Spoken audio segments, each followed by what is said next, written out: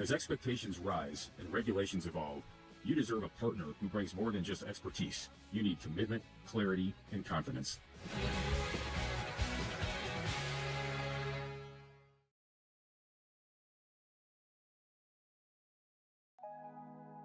Did you know, according to the National Federation of High Schools, 80% of new officials quit the game after just 2 seasons because of abusive behavior from the stands and sidelines?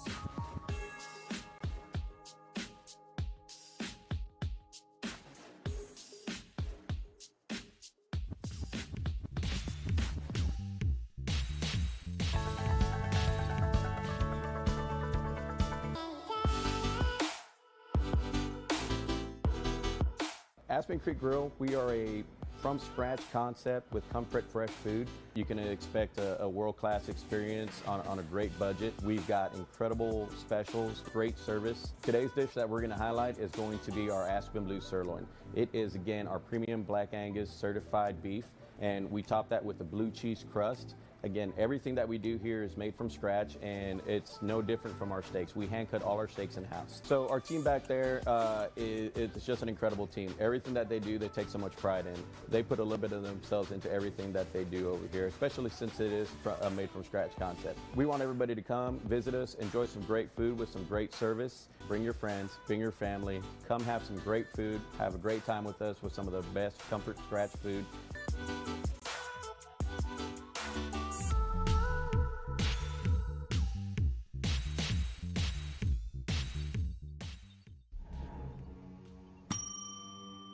Can I help you?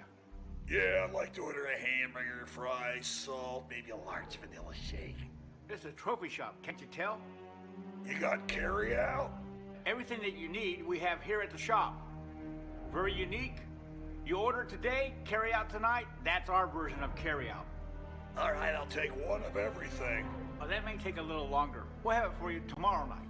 I'll be back tomorrow to pick it up. We'll be waiting for you.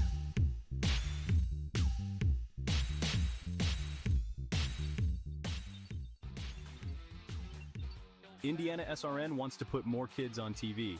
And honestly, that's exactly what these kids deserve. They stream more than 350 high school and college games every year, giving Indiana athletes the spotlight they've earned. All games are free to watch with On Demand on their YouTube channel. The cost is amazingly affordable, which means more kids get their moment to shine. IndianaSRN, where you always have a front row seat.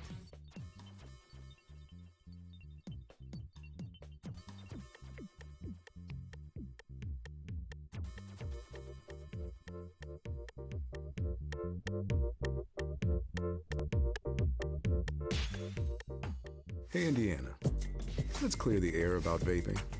Glue, rat poison, paint. We all know these products contain poisons like formaldehyde, arsenic, and lead. And these are just a few of the chemicals you'll find in e-cigarette vapor. Let's clear the air, Indiana. Don't puff this stuff. Visit don'tpuffthisstuff.com to join the fight and spread the word.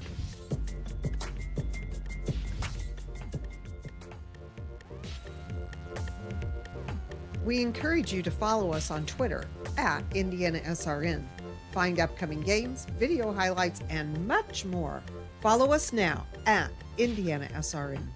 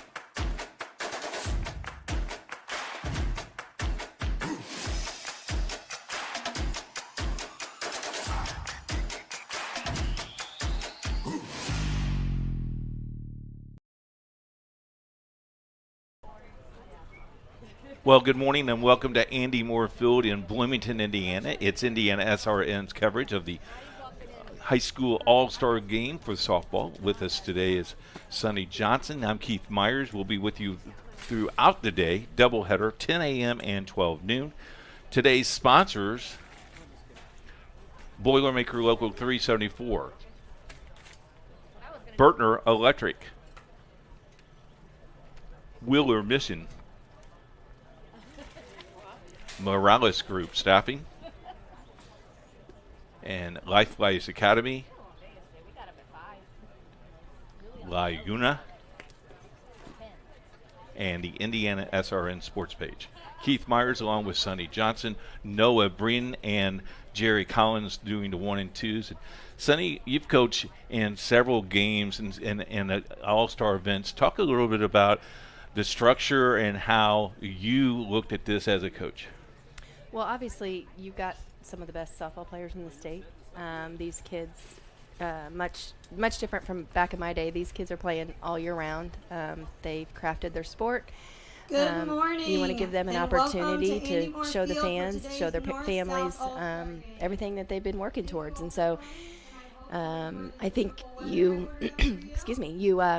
give them the opportunity to do that. I mean, they're excited, a lot of adrenaline out here. They're playing with some of the other, girls they probably played some travel ball with, even in between seasons. But man, as a coach, I think there's not a better opportunity. You get some of the best talent around and put them out there and let them do their thing and see who's having a great day. And you got a bench full of great athletes to pull from. Let's go down to the field and listen to the players and coaches.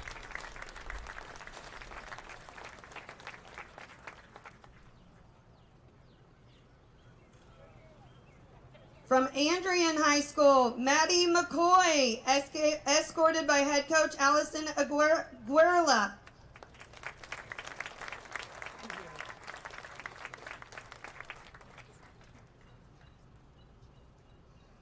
From Crown Point High School, Paige Lezert, escorted by Angie Wachkowski.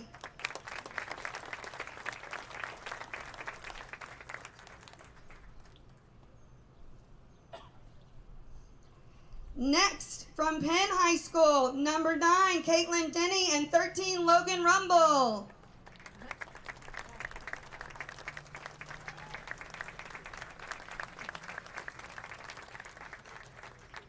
Escorted by head coach Beth Zachary. From Central Noble High School, Grace Swank, escorted by head coach David Pearson.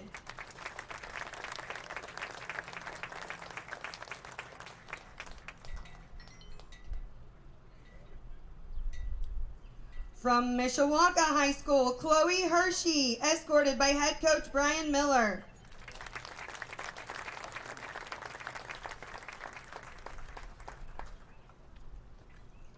From Leo High School, Leah Chappelle, escorted by head coach Ben Chappelle.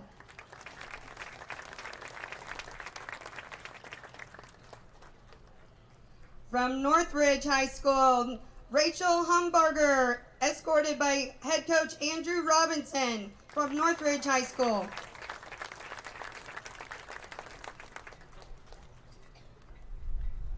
From Carroll High School, Taylor Danley, escorted by head coach Cassie Antos.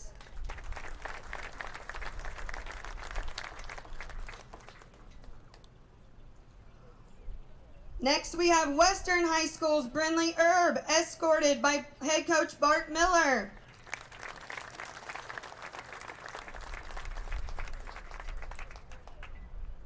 From Hamilton Southeastern, Grace Swidarski, escorted by Casey Fletcher.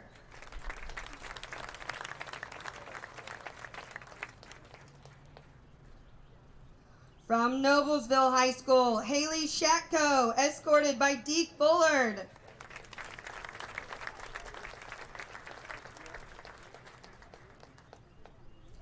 From Greenfield Central, Kristen Weininger, escorted by head coach Gary Roberts.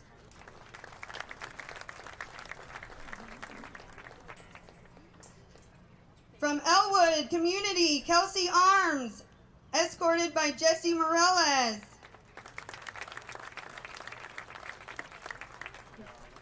From Westfield High School, Michaela Watson, escorted by head coach Madison Moore. From Greenfield Central, Savannah Ryle, escorted by Gary Roberts. And from Bremen High School, Eliana Grubbs, escorted by Justin Grubbs. One more big round of applause for our North All-Stars. Now for the South. From Edgewood High School, Allison Bland, escorted by Mick Hammett.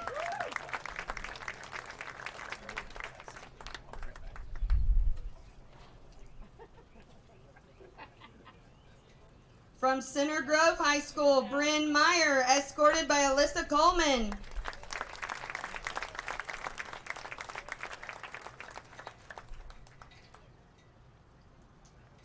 Roncalli High School, Elise Baker, escorted by David Lauk.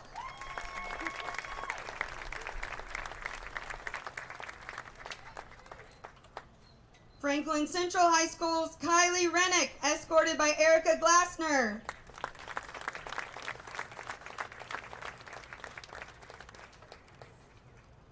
From Avon High School, Lily Heath, escorted by Kaya Farrell.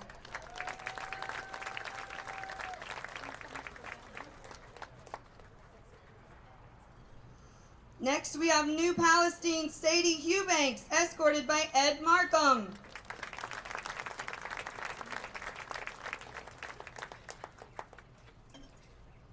From Cathedral High School, Sydney Fetzko, escorted by Tony Matthews.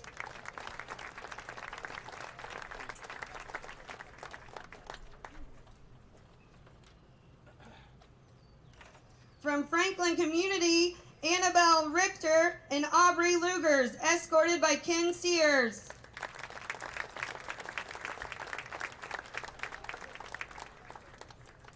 Terre Haute North's Jaylee Lindley, escorted by Chris Mundy.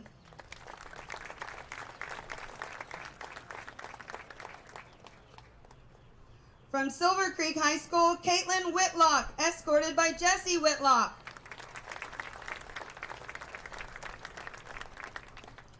Clay City High School's Carly Smith, escorted by Jason Sinders.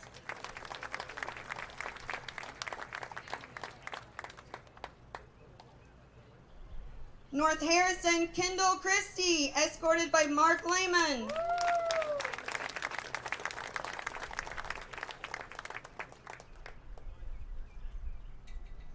Jennings County High School's Riley Byford, escorted by Bobby Willis.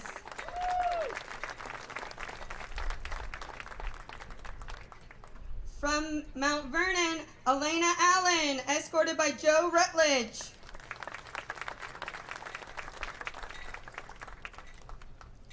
Gibson Southern's Carly Potts, escorted by Corey Potts.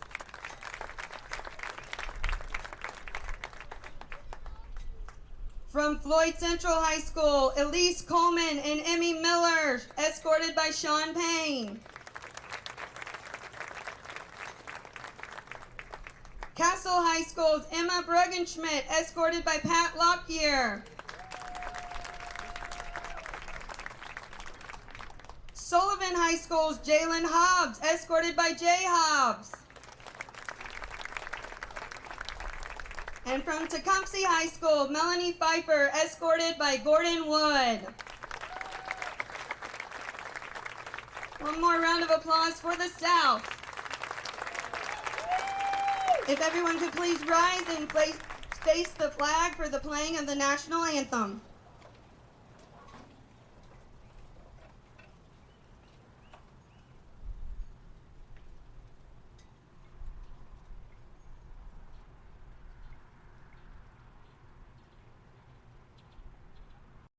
We encourage you to subscribe to our YouTube channel, IndianaSRN.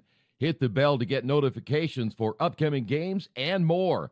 Watch as many games as you want, as many times as you want. At Morales Group Staffing, we are all about building better futures. And during these times, we are working hard to put people to work.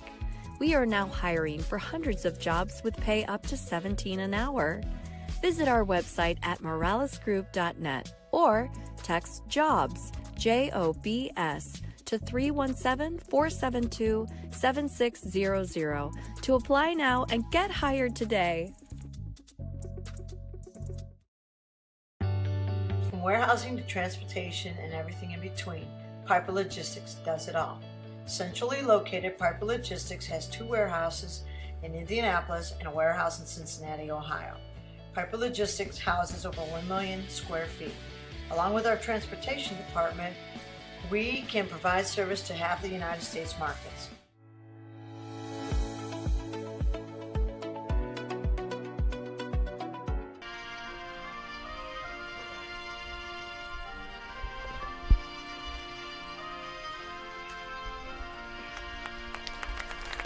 So all the players and coaches and escorts have been introduced. We're ready for softball. Typical softball, 7 innings, no 10-run rule. Everybody plays, everybody bats, and it's almost like a little league game, isn't it? Right, yeah. Hey, it's just a great opportunity, like I said, to see how hard these kids have worked. This is a really special day. Couldn't ask for better softball weather than this. And yeah, I mean, have your family and friends and people who supported you and come out here, and every one of these kids gets an opportunity. 8 o'clock this morning, it was kind of cloudy and kind of gloomy, looked like rain, and all of a sudden you came and the sun came out, Sonny, for some odd reason I don't understand. That's right. We're up top. Our camera view is at the top and also on first base side, so you're going to see great pictures. And what do you expect? If you're coaching, what do you do? Just tell them to go out and have fun? Yeah, I in this day and age, there's so much pressure on these kids. Like I said, they play all the time. This is kind of something they do in their sleep at this point. But you want them to play loose. You want them to play fun. And we talked a little bit before the game. One of the greatest things about the game of softball right now, from the top down, as it were, especially just coming off the end of tournament time in college softball, these kids have fun. You want to watch these girls having a good time in the dugout, supporting each other. You're not playing for state championships anymore. Right. You're kind of in this transition season.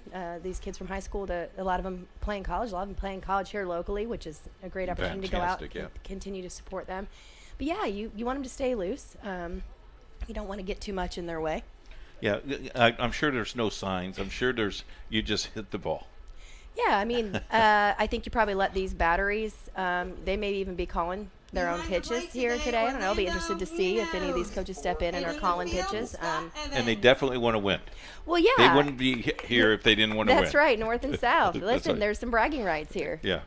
Congratulations to the state finals. Hanover Central Wildcats captured their first state title 6-4 since 2004. Congratulations to Lake Central. Man, what a ball club. They were unbelievable. 9-2 over Terre Haute North. And then Barb Reeves won the 1A championships, and of course Tecumseh, outstanding pitcher and a dynasty that they had. 7 state champions. Seven, yeah. And 5 of those in a row. How about that?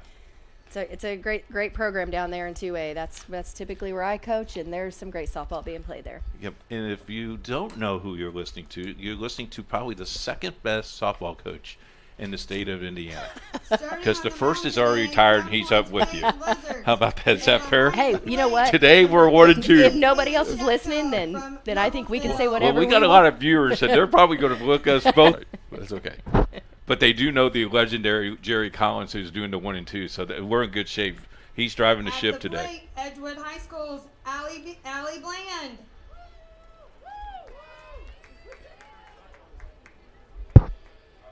How about this? On time. First pitch at 10:13. We're not messing around today. Let's play some softball. Here we go.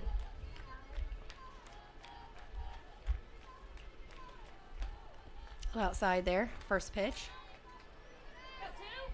Allie Band at 4:15 batting average during the season. Looking to see if she can slap something into play maybe here, see if she's was waiting on a strike to get herself ready. Infielders are playing kind of shallow. A little shallow. Everybody's brought in a little bit. She may find a hole here. Foul ball. How about this facility, Coach? You know, I've been My down here a goodness. few times this year. They take it's so fun to come down here and watch college softball. Get in for free. Bring your kids. Lots of high school kids and young kids when we come down watching games down here.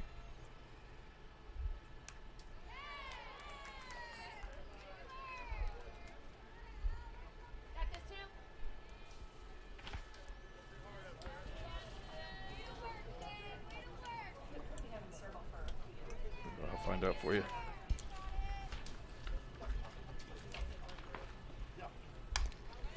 Slaps that into play down first base for an easy out there. First out of the game.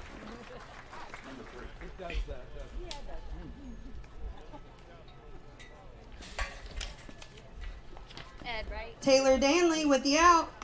Now up, Bryn Meyer from Center Grove. So it looks like we've got Grace Luck from Tri-County in the circle, if I'm reading that right.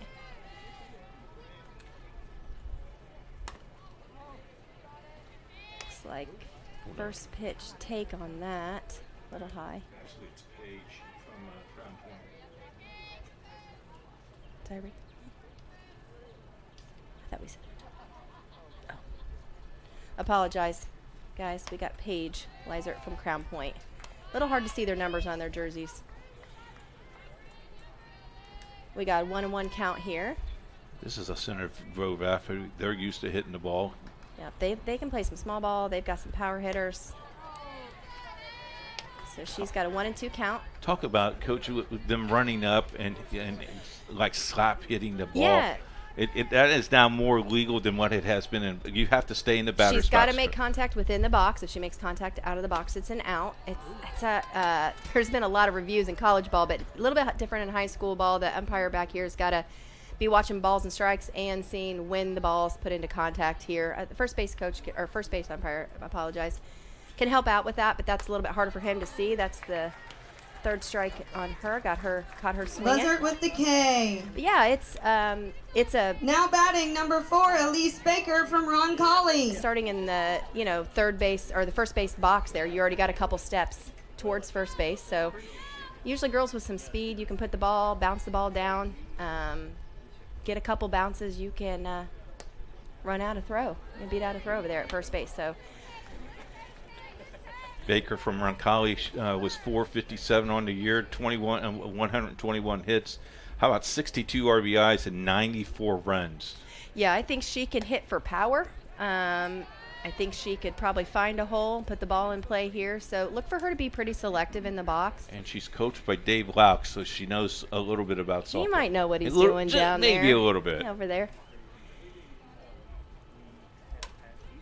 Great cut there. These kids just...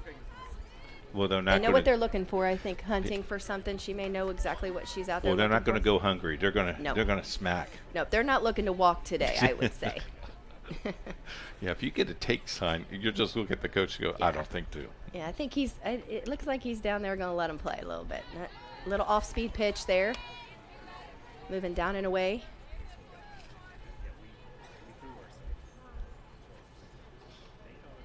Yeah, it looks like the catcher here and Paige are working together, calling their own pitches. That missed high. Looked like another off-speed maybe, or a rise ball that just missed. We all have heard about the rise ball because that's all we heard when it came to the College World Series.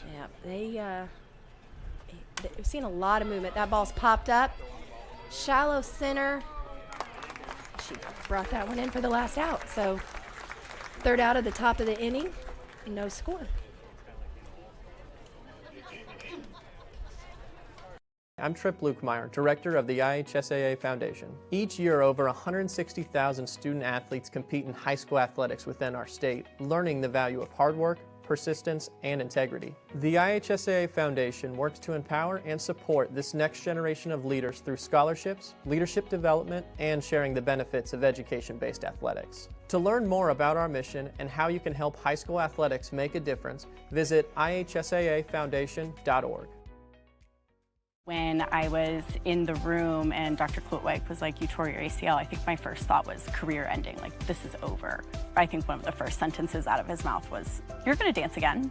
You know, you could tell he truly cared and he wanted me to get back to dancing, which I really appreciated. He was really great in that moment, and from then on I've just been recovering and rehabbing ever since. I can't imagine being where I am today without them and doing any of this without Forte and the other physical therapists. Welcome back to Bloomington, Indiana, and Andy Moore Field. Top of the first inning. South did not score at all. North is now up the bat. North won this series last year, 2-0. So South is trying to make maybe revenge here a little bit, and we'll see what happens. Yeah, we got Jaylee Lindley from Terre Haute North in the circle. She was definitely a stud this year. She led their team to the state finals. I notice the girls look stronger, faster than they have been in the past. You know, weight room was nothing when we first started coaching this game, and the weight room is 90% of what's going on anymore in any sport. Absolutely, and these girls know, you know, in the off season and even in season, getting stronger, you know, makes your all-around game better, makes you faster, you have more body control, and, you know, First up for the muscle North, memory kicks in, and then that strength kicks in.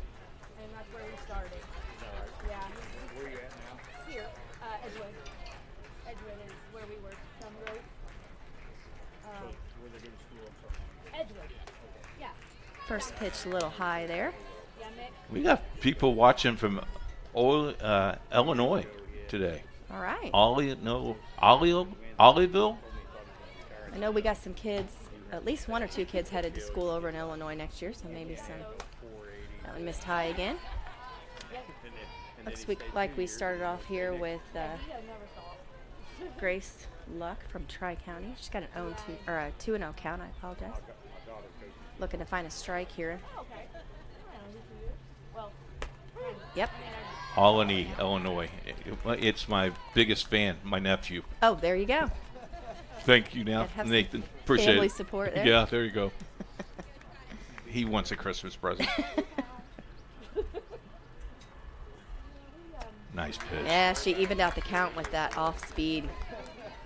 And that looked like it was going from the inside to the outside. Is that normally how you coach that? She's got some movement on that off speed.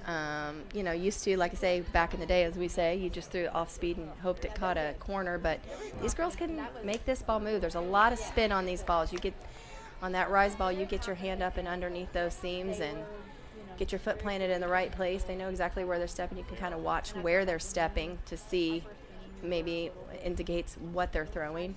But these girls have a lot of control at this level. So she throws her fourth ball there.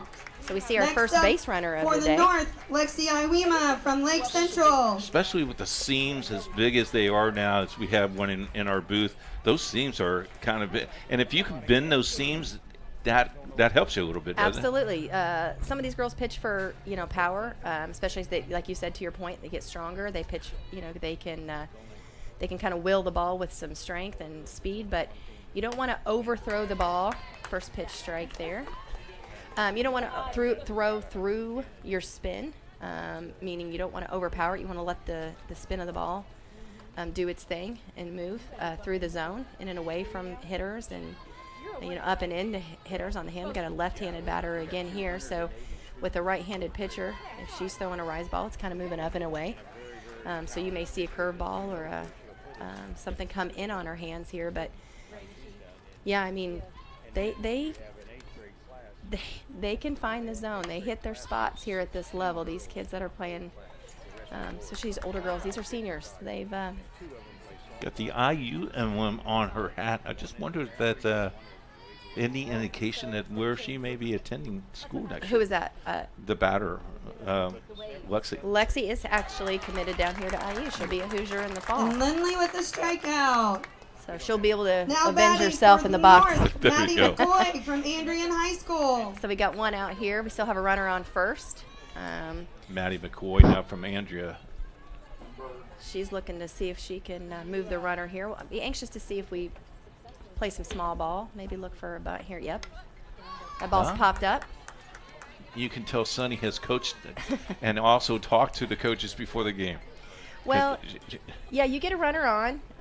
You got some speed on, obviously. They're looking, put the pressure on the defense, put the ball in play, see what happens here, see if we can move some runners around.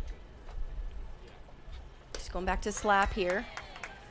She's got her 0-2. Because the name of the game is to score some runs, right? Oh, absolutely. You got to get him across home plate. Got to get him across home plate. And, I know we've got some power hitters here, but the reality is these girls can put the ball in play. And a bunt is as good as a hit in a lot of cases. And she struck her out on 3. Yep. Wow.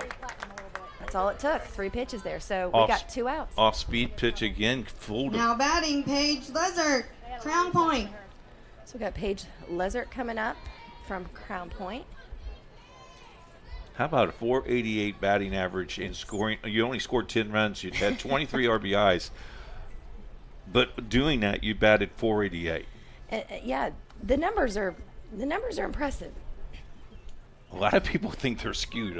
Because when we were looking at that, how in the world do you bat 609? Well, and if I'm correct, isn't Paige is the one throwing in the circle? We've got a lot of two-way players. It's impressive to be able to do both well. Evened out our count at 1-1. Umpires today are being rewarded for a year that they had as well. I think it's kind of cool they do that. Yeah, it's been great to get back to the art of umpiring. It's been a drought there for a while, and it's a hard job. Being back, you're taking a lot of brutal feedback, as it were, sometimes. But appreciate these guys being out here and calling the game as they see it. It's great. North is a base hit away from scoring this. Yeah, got a little bit of a wild pitch there, got away, and got a runner in scoring position now. Strike high, swing in there. Boy, did she get a jump out at second base. Holy smokes. She saw her. I don't know if the hit and run was on there or what, but yeah, she's taking a big leap out there, and why not? Runners can leave once it leaves the hand of the batter. That's so right. You'll see a lot of that. Yeah, and you'll see her come out quite a ways. She kind of goes back with that second baseman. That's the second baseman's covering second on this in this situation. So as long as she gets back before that second baseman. We got a full count here. A little high in the zone, maybe missed a little. I think she wanted to see that, but now we got another walk. So we got runners on first and second and 2-out situation. I would think the umpires have been told Next, Madeline to Nevitt, let the kids hit the ball.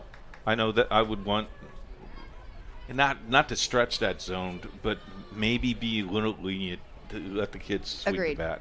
Yeah, I mean, again, if these girls see one hanging out over the plate, they'll barrel it up if they have it. There you go, right there. Timing-wise, she is right on. That's where our camera guy is right there, and I didn't hear him fall, so Noah? I think he's okay. Noah's still up there. Yeah, Noah's still up there. This is a good look at the stance. Look at the eyes. That's exactly what the batter is seeing there for you. Great look right there. A little high. Even back out the count at 1-1. Okay, we have Maddie from Tri-County. She's got a couple RBIs staring down at her out there. If she can put the ball in play. At least one runner in scoring position. That's some smoke right there. She threw some heat on that one.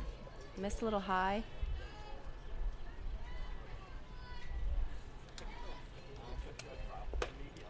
Yeah, Jaylee's throwing some rise balls there. They're starting chest high and kind of going neck high, as we say. Is she releasing the ball too soon, or is it just taking off on her? It could be that she's releasing it too late, or she's stepping too far. There's a lot of adrenaline. First foul ball here. First inning, maybe a little adrenaline pushing you a little bit. She'll reel it in here and find the strike zone, I'm sure. Well, you got a lot of people watching you, and you know you're on TV and around the world as well. That could put a little bit of pressure on you. Yeah, first opportunity to do that. I think wow. She's struggling to find the zone right now, so we got another runner based on balls here. So we got a bases full situation coming in here. Now for batting, Tegan Tripp, Lake Central High School. Tegan's from Lake Central. So she's had 87 RBIs, so she understands how to swing the bat here. She just won a state championship. Yes, she did. Didn't she? Yes, they did. So she knows what she's doing, I'd say. She's been in this position a couple of times. The Indians were very, very, very good. I would think they were, well, obviously they won the state championship, but they literally was the best team in 4A this year. She didn't love that first pitch. She did get called a strike. Maybe a little high in the zone. Oh. That one I think I found his strike zone. A little lower in the zone there. Yep. It looked like she came with a drop ball there. She's finding it now. I think Jaylee she'll locate her pitch. You just don't want to lose her here. No, not on this. We don't want to walk. You don't want your first run to be a walk-in here. You also don't want to lay some big watermelon out over the plate that she will barrel up. And you sure don't want to hit her in the elbow. That would not. How many times in the World Series did you have a full count and you hit somebody? Well, you know, I got some. I have a theory on that. These girls hang out over the strike zone, and I think the umpires got it right quite a bit. You know, these girls, if it's in the strike zone and they get hit, you know, we got to consider that. But man, these girls aren't afraid. They get in there and take them in any way they can get on. Yeah, they'll get on. The other thing is there's a pad on the elbow, the shoulder, the knee. Fully armored up when they step in. The armor of God right there. That's right. Oh, nice pitch. That was a great pitch and a great swing by Tegan. Jerry missed the ball. Him up. Come on, Jerry, catch the ball. So we got 2-2 to Tegan here. We got bases loaded. Still 2 outs. You go rise ball here, or do you go drop? Hitter? Yeah. Oh, that was not my job. Okay. My job was to pitch. Okay. Tabor didn't let me hit very often. He stick your bat out, swing hard in case you hit it, kind of thing. All right, so retired the side there on another strikeout. So we got the 3rd out and coming into the top of the 2nd inning.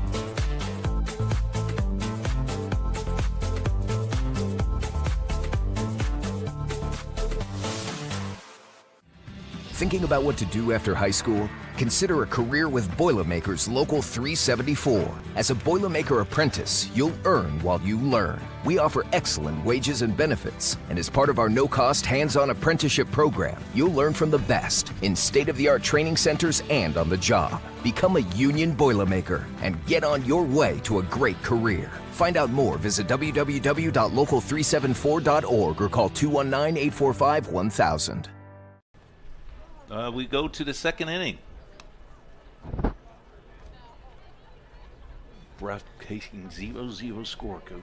Yep, we got Paige Leiser still in the circle there for North. Got a swing and a miss on Kylie Rennick from Franklin Central. She's batting 4th for them today. She had a pretty good season, .419 batting average. Also a pitcher. A lot of two-way players. I love to see that. At the plate, Kylie Rennick. I hinted at last season. That was not my forte. I had one job, stay in the circle. So it's exciting to see these kids committed to both sides. That's why your arm is so worn out and you're in a sling today. That's right. I walk a little sideways, but that's all right.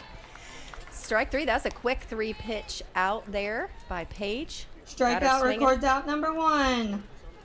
Now batting second Sadie strikeout of the Eubanks, day, isn't New it? Palestine High School. No, This young now lady, batting Lily Heath. Avon High School. Avon, 438, 162 hits, 57 RBIs, 129 runs. 129, Coach. That's my career. And I don't and that's short 128. That's right.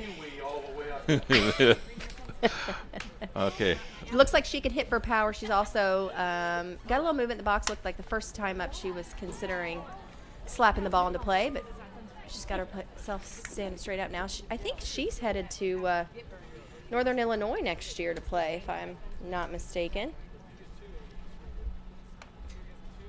Look at her stance, though, once she gets into batter's box. Is that the knee is hardly bent there. I've seen so many different things this year. It's interesting. I don't pay as much to how they get in the box as to what their stance looks like as the pitchers get ready to release the ball. They seem to readjust themselves a lot. They kind of get into some, just like anything else, rituals and habits, whatever gets them ready. It's like almost like a free throw shooter. That's right. Whatever rhythm you get into that kind of gets your mentality right. There's a ball hit pretty well to left field behind the line, but reeled in number 2 by number 21 from North, which would be Michaela Watson. Michaela Watson with the catch. So that records the second out of the inning. You know, a lot of all-star games, you want to be the pitcher or the catcher. Now batting, Man, some of these Eubanks, kids, New just Palestine let me High play. School. Any That's right. position, just let me play. Well, because here's the reality at this level: most of these kids can probably play anywhere. Yep, because they probably did during the year. They're utility players. Yeah. They're great athletes. You could probably pull the first baseman and send her out, to play some outfield. I love it. During an all-star game, what do you do? Oh, I pitch. Okay, you're going to play third base. That's right. That's right. So I think we're seeing Sadie Eubanks here from New Pal. Great softball program out there. Well, she hits the ball because that's all they do. They don't play small ball in New Pal.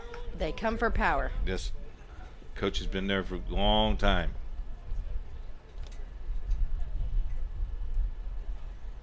Oh. A little off speed there on an 0-2. Great location on an 0-2 pitch there, seeing if she can get her baited into a swing off of the plate. But she wasn't fooled for that. She knows what she's looking for here.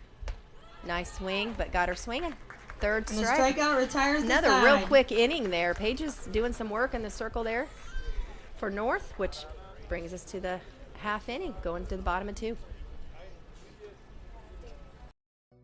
Hello and welcome to Game Day. My name is Keith Myers. I'm the Vice President of IndianaSRN. We're glad that you joined us today. If you'd like to see more content just like tonight, just hit the donate button. Every dollar that you donate will go right back into more games right here on IndianaSRN. This means more games for you. It's IndianaSRN, where you always have a front row seat. They select the coaches. Do you know? You know what? I'm not sure. That's what I was asking you. 'Cause Like, does it go? I mean, are any of these I would think if you coaches won of the some of the state finals, kids? you would go. But Seems like that would be fair. yeah, but Logansport wasn't even in the mix. I don't think any of these guys are. Yeah, I could be wrong. I hear their names. I can't really put pieces with it. All right, who we bringing up here? Stand by. 22 is On not the mound pitching. for the South, Emmy Miller, Floyd Central High School.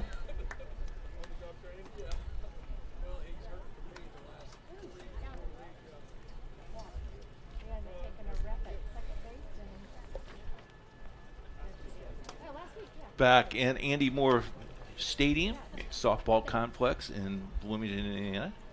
We want to thank the Longhorn Steakhouse who provided a nice steak dinner for the crew. Oh, you missed it. Man, sorry, Coach. I did not get that memo. It was delicious. Well, I'm glad you guys enjoyed it.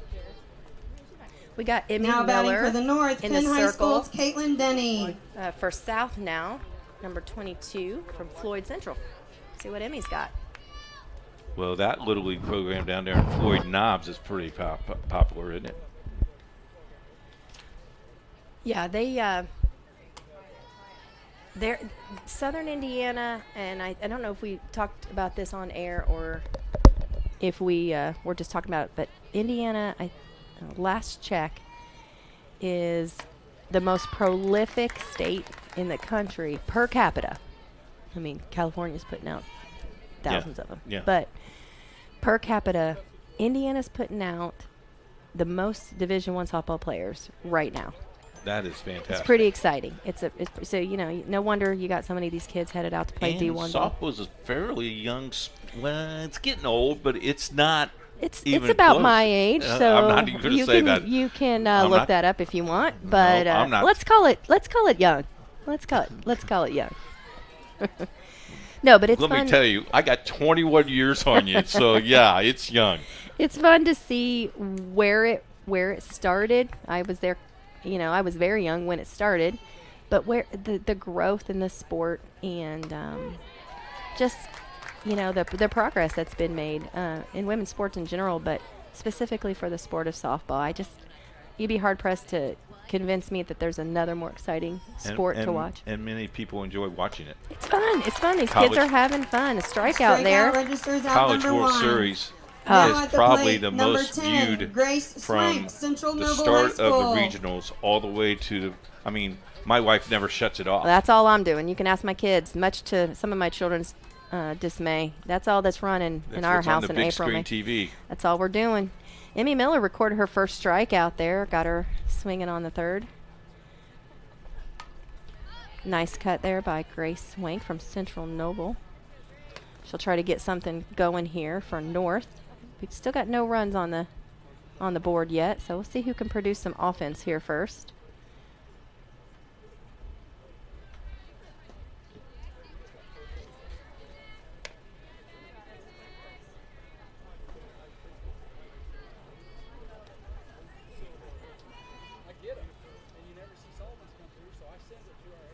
Got a 1-1 count here. That ball's driven hard to right field. Is that going to find? Nope, found the fence on a bounce. She's going to walk into second base there. Grace Swank in with a double. Wow. Grace Swank. What a hit. Great hit, kid. 220 all the way around, so that probably hit 218. Yeah, she's headed over to play at Grace Now College next year, so keeping some of that talent in Indiana, which is exciting. What I really like is that some of these kids go to D1, some of these kids stay home and play D3, which you see on IndianaSRN as we cover all the HCAC tournaments, as you know, Coach, and we get to see these kids, and man, the stadiums that these kids get to play in Division III is incredible. There's some nice fields out there, and yeah, I mean, staying here, maybe staying close to home, or prioritizing her faith there and going to a faith-based school. And bringing her talents to Grace College. Fantastic college out there. How about the complexes that we're playing in Kokomo, new stadium, unbelievable. Down here, up in Lafayette. I used to have to take a nice pitch out there on the outside corner by Emmy. Got her swinging. Strikeout registers out number 2. Coke can out before practice and pick up the pebbles down there. Now at the plate, number 12. Before we could practice. Chappelle, Well, that's what we did when High kids School. were in trouble at Horizon when I coached. You had to pick up the rocks on our diamond. That's right. And then the maintenance guy would drag more rocks after you dragged the diamond. You got to, after it rains, you got to get out there and clean up the field a little bit. Brett Tabor made us clean up some fields, I can tell you that. I'm sure he's not listening, so I'm probably Yes, sick. he is. Yeah. He'll call soon.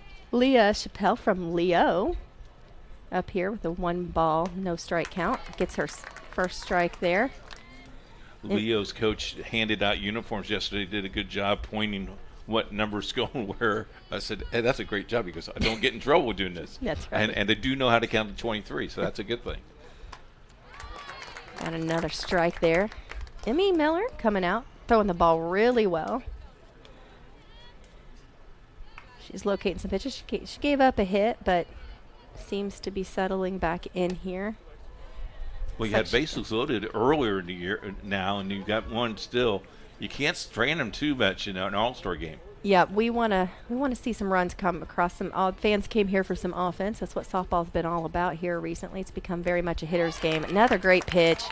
Got her on that off speed on the outside there to Strikeout retire the side. Great job by Emmy Miller there in that inning. We go to the third. We'll be back after this.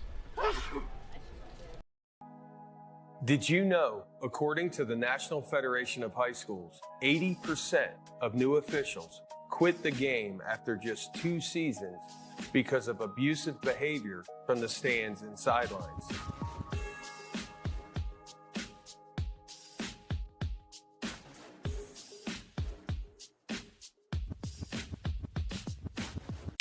Your kid's Friday night touchdown. Just Wit HD on Roku. IndianaSRN is bringing Central Indiana high school sports right to your living room in crystal clear quality. With over 350 live contests streaming each year, from football under the lights to basketball buzzer beaters, we're putting local athletes in the spotlight. Search IndianaSRN on your Roku device today and never miss a moment of hometown glory. Back at Andy Moore Field, you see the goose eggs on the scoreboard, but we've had some excitement, but no runs come across. And a fast-moving pace game, Coach. The fans kind of like this, but it's 69 degrees. We've been here where the booth was 109 when it's 99. I think our second year here, the air conditioner broke and we had a fan and it was blowing hot air. This is on the perfect. mound for the if North, Troy Derogowski's listening, Troy, the Coke and the nachos are delicious. Yeah, you're not going to find better weather in late June. And you're spoiled. This is your first broadcast. Listen, I'll just assume it's going to always be like this. No, fat chance, Coach. This is going to bring up Sydney from Cathedral, and she's headed out to Dartmouth College in New Hampshire this fall to continue playing softball for the Big Green. Wow. So she pretty prolific hitter over there at Cathedral. She's even out here with 1 ball, 1 strike. We got a new pitcher in the mound here, too, for North, Taylor Danley from Carroll. She works quickly off the mound. We're already got 3 pitches in this inning. It's 1 ball, 2 strikes. So she's gotten up there. She's going to work.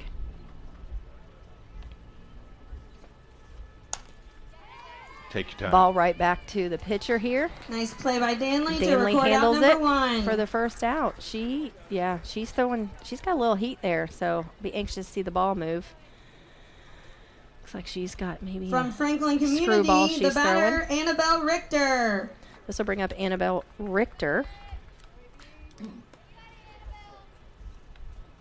from Franklin Community. First pitch ball on the outside.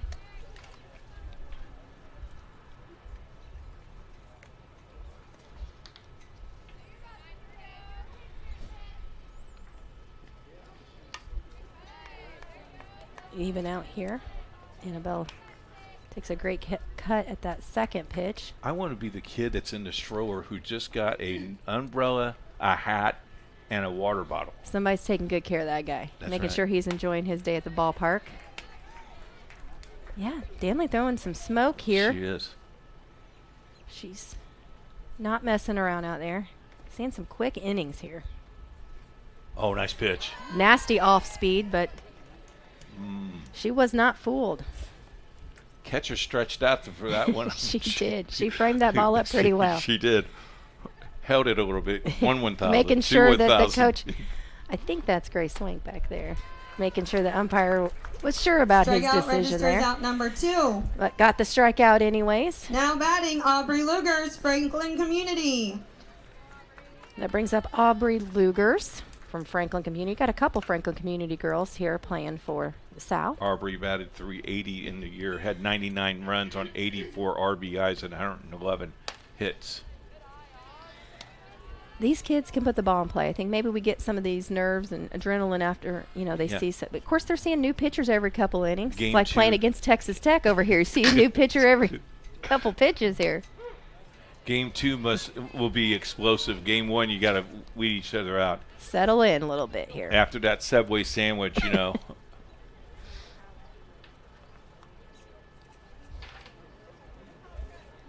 Ooh. Nope. Almost fooled her. Yeah. She's gone to that a little bit more. She was throwing smoke this first 2, but she's changing speeds here, changing planes. That's what you want to do is change what these batters are seeing. Seeing it on a different plane, seeing it at a different speed. Great cut there and great pitch. We're even up here, 2 balls, 2 strikes. That's what these pitchers do so well at this level and obviously into college level. They're changing doing what they can to keep these batters off balance. Foul ball over here, getting out of play. And so that's one of the things we tell our players, and I know a lot of these coaches tell their players, you go in there with a plan. Look, see what you're looking for. Are you looking for a rise ball that doesn't move? Are you hunting for that off-speed pitch? You can decide where you want to. And then drive the ball. That's right. Finish that swing and put it into play. Put the pressure back on the defense here. And we haven't pitchers have been throwing the ball well. We haven't seen a lot of defense, although there's a pop-up in between, right at the second base. Oh, there's a drop. That's an error. You don't see that very often. She wishes she had another chance at that one, I'm sure. You think the sun affected that a little bit? Maybe. It's off to her left a little bit. I mean, we're getting to closer to the middle of the day, so anything up in the air. And the rotation of the ball changes also once it gets in the air, Absolutely. That ball looks like it spinning at you, and not a lot of wind to affect anything. The ball looks like the wind's moving out towards right field, so I don't know. They wear these masks to protect themselves. There's some different things going on for sure, and, nerves, I'm sure, also playing a little part. Yeah, you got to wear a mask. Yeah. Got to wear a mask. Yep. So we're seeing Jalen Lindley. Here's a line drive. She drove the ball to another two-way player. Can you score here? Oh. Come on, coach. Yeah, he's going to hold her up. You may have a gun out there in right field. 2 outs, though. Come on. With a single to right field. Test her arm. Now at the plate, number 12, Caitlin Whitlock. So Jaylee Lindley moves the runner from first all the way around to third. So we got some things happening with 2 outs. Let's see what happens here. You got the right person on in the plate though. Caitlin is a .548 batting average. Yeah. First pitch, she didn't necessarily think was a strike. I might tend to agree with her. There's a little high across the eyeballs, but yeah, she's way back in the box. She's waiting to maybe take away that rise ball and she's slapping. She is. Yeah, so that's why she's back here. She's got to make sure she makes contact, like we said, within the box. But if she can bounce one high enough and beat the throw to first, we can see her first run of the game here. She's got a couple RBI, a couple ducks out there. She puts the ball in play to the third baseman. Third baseman made a great play on it for the third out of the inning. Some opportunities there, but still no score on the board. Goose Eggs will go to the nice bottom half of the third with the score tied. It's game day, a time to focus on the excitement and not to worry about your insurance coverage. With Indiana Farmers Insurance by your side, you can step onto the field or into the bleachers with true peace of mind, knowing your coverage is handled by local agents who care about your business, your auto, your home, and your farm as much as you do. Local insurance, local agents, here for you. Now that's what we call teamwork.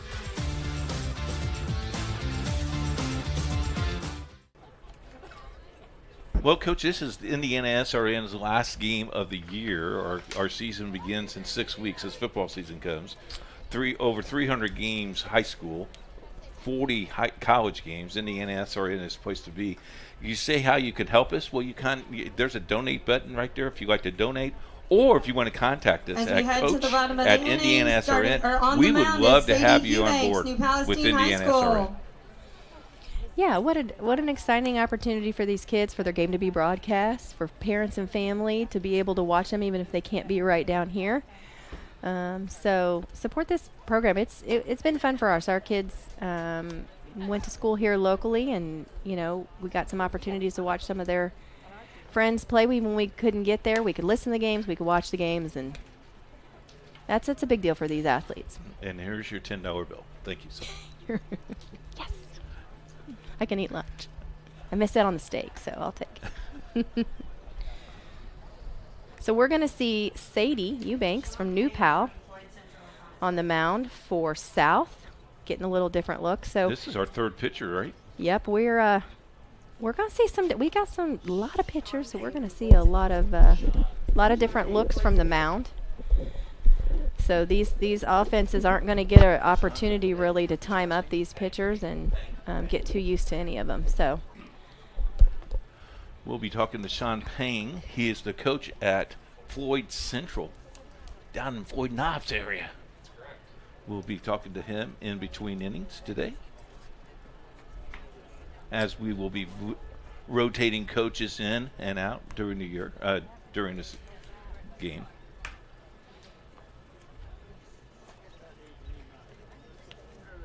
He's excited he's here, can you tell? He's got his water in his hand. Kind of snuck up on me there, back there. At the plate, Penn High School's Logan Rumble. We got Logan Rumble coming to the plate for North from Penn. And just like some of these other girls, most of these other girls, pretty impressive offensive stats here. takes the first pitch high. The stat I like is that she had 150 hits, but she had 140 RBIs. Driving them in almost every time.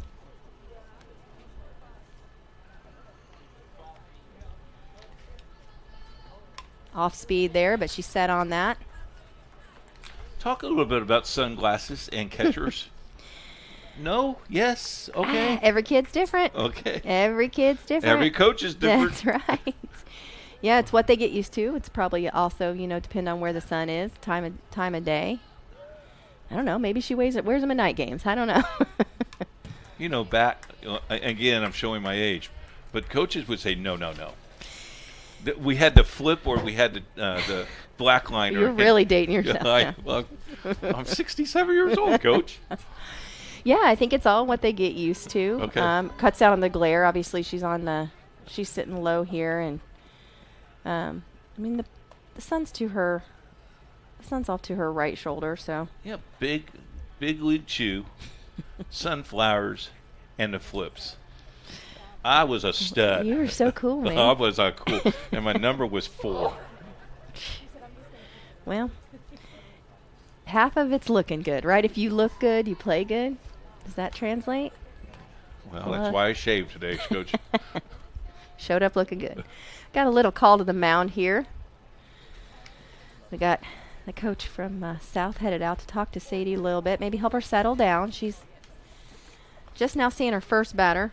She's even on the count, 2-2, but last couple pitches struggling maybe to find the zone. What do you say here? Well, it depends on what we're looking at. I mean, if she's missing her spots, you're just telling her to settle down a little bit. Again, adrenaline plays a huge role, and you see the ball can kind of soar on a pitcher, especially if you're a rise ball pitcher. You get a little adrenaline pushing the ball. You may be throwing through some of that spin like we talked about earlier.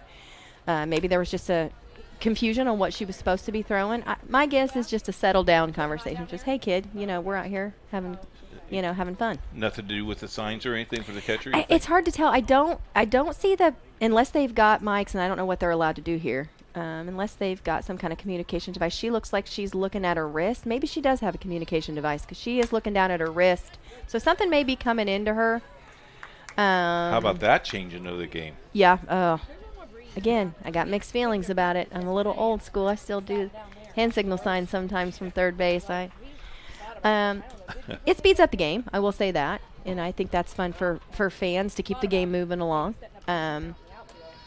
But it can cause some other communication issues. Struck her out. That's nasty. Whatever he said to her. Strikeout registers out. Yeah, that's when you're the coach. They see I did that's that right. Right. Look I got him settled down. We're on the same page.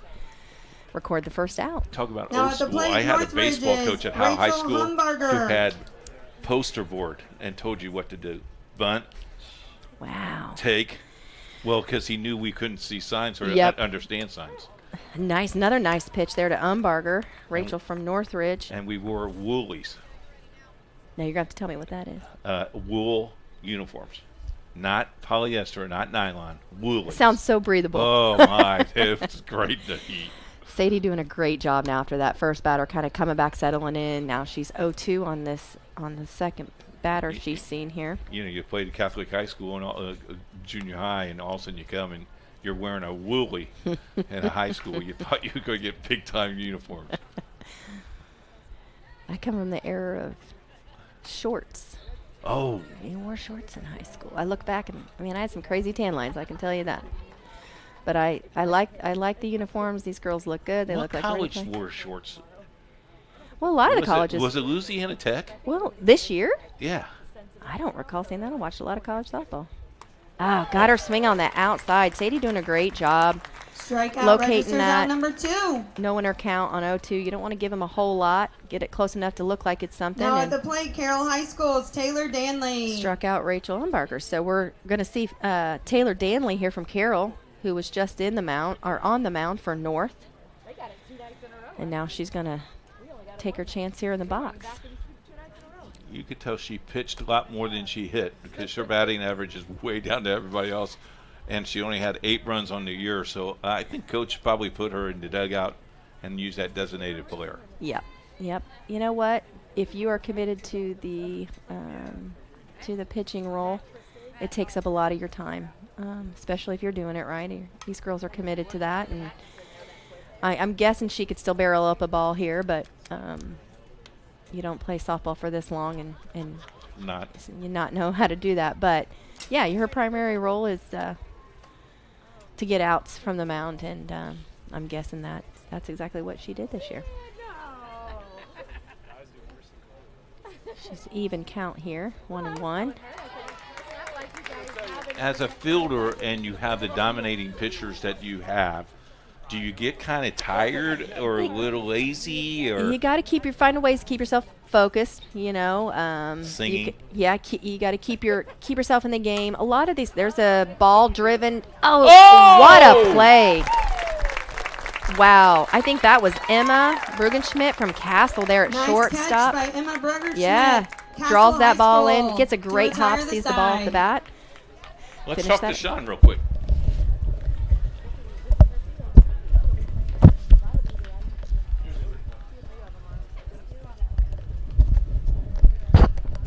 Okay, thousands of people are listening to you right now.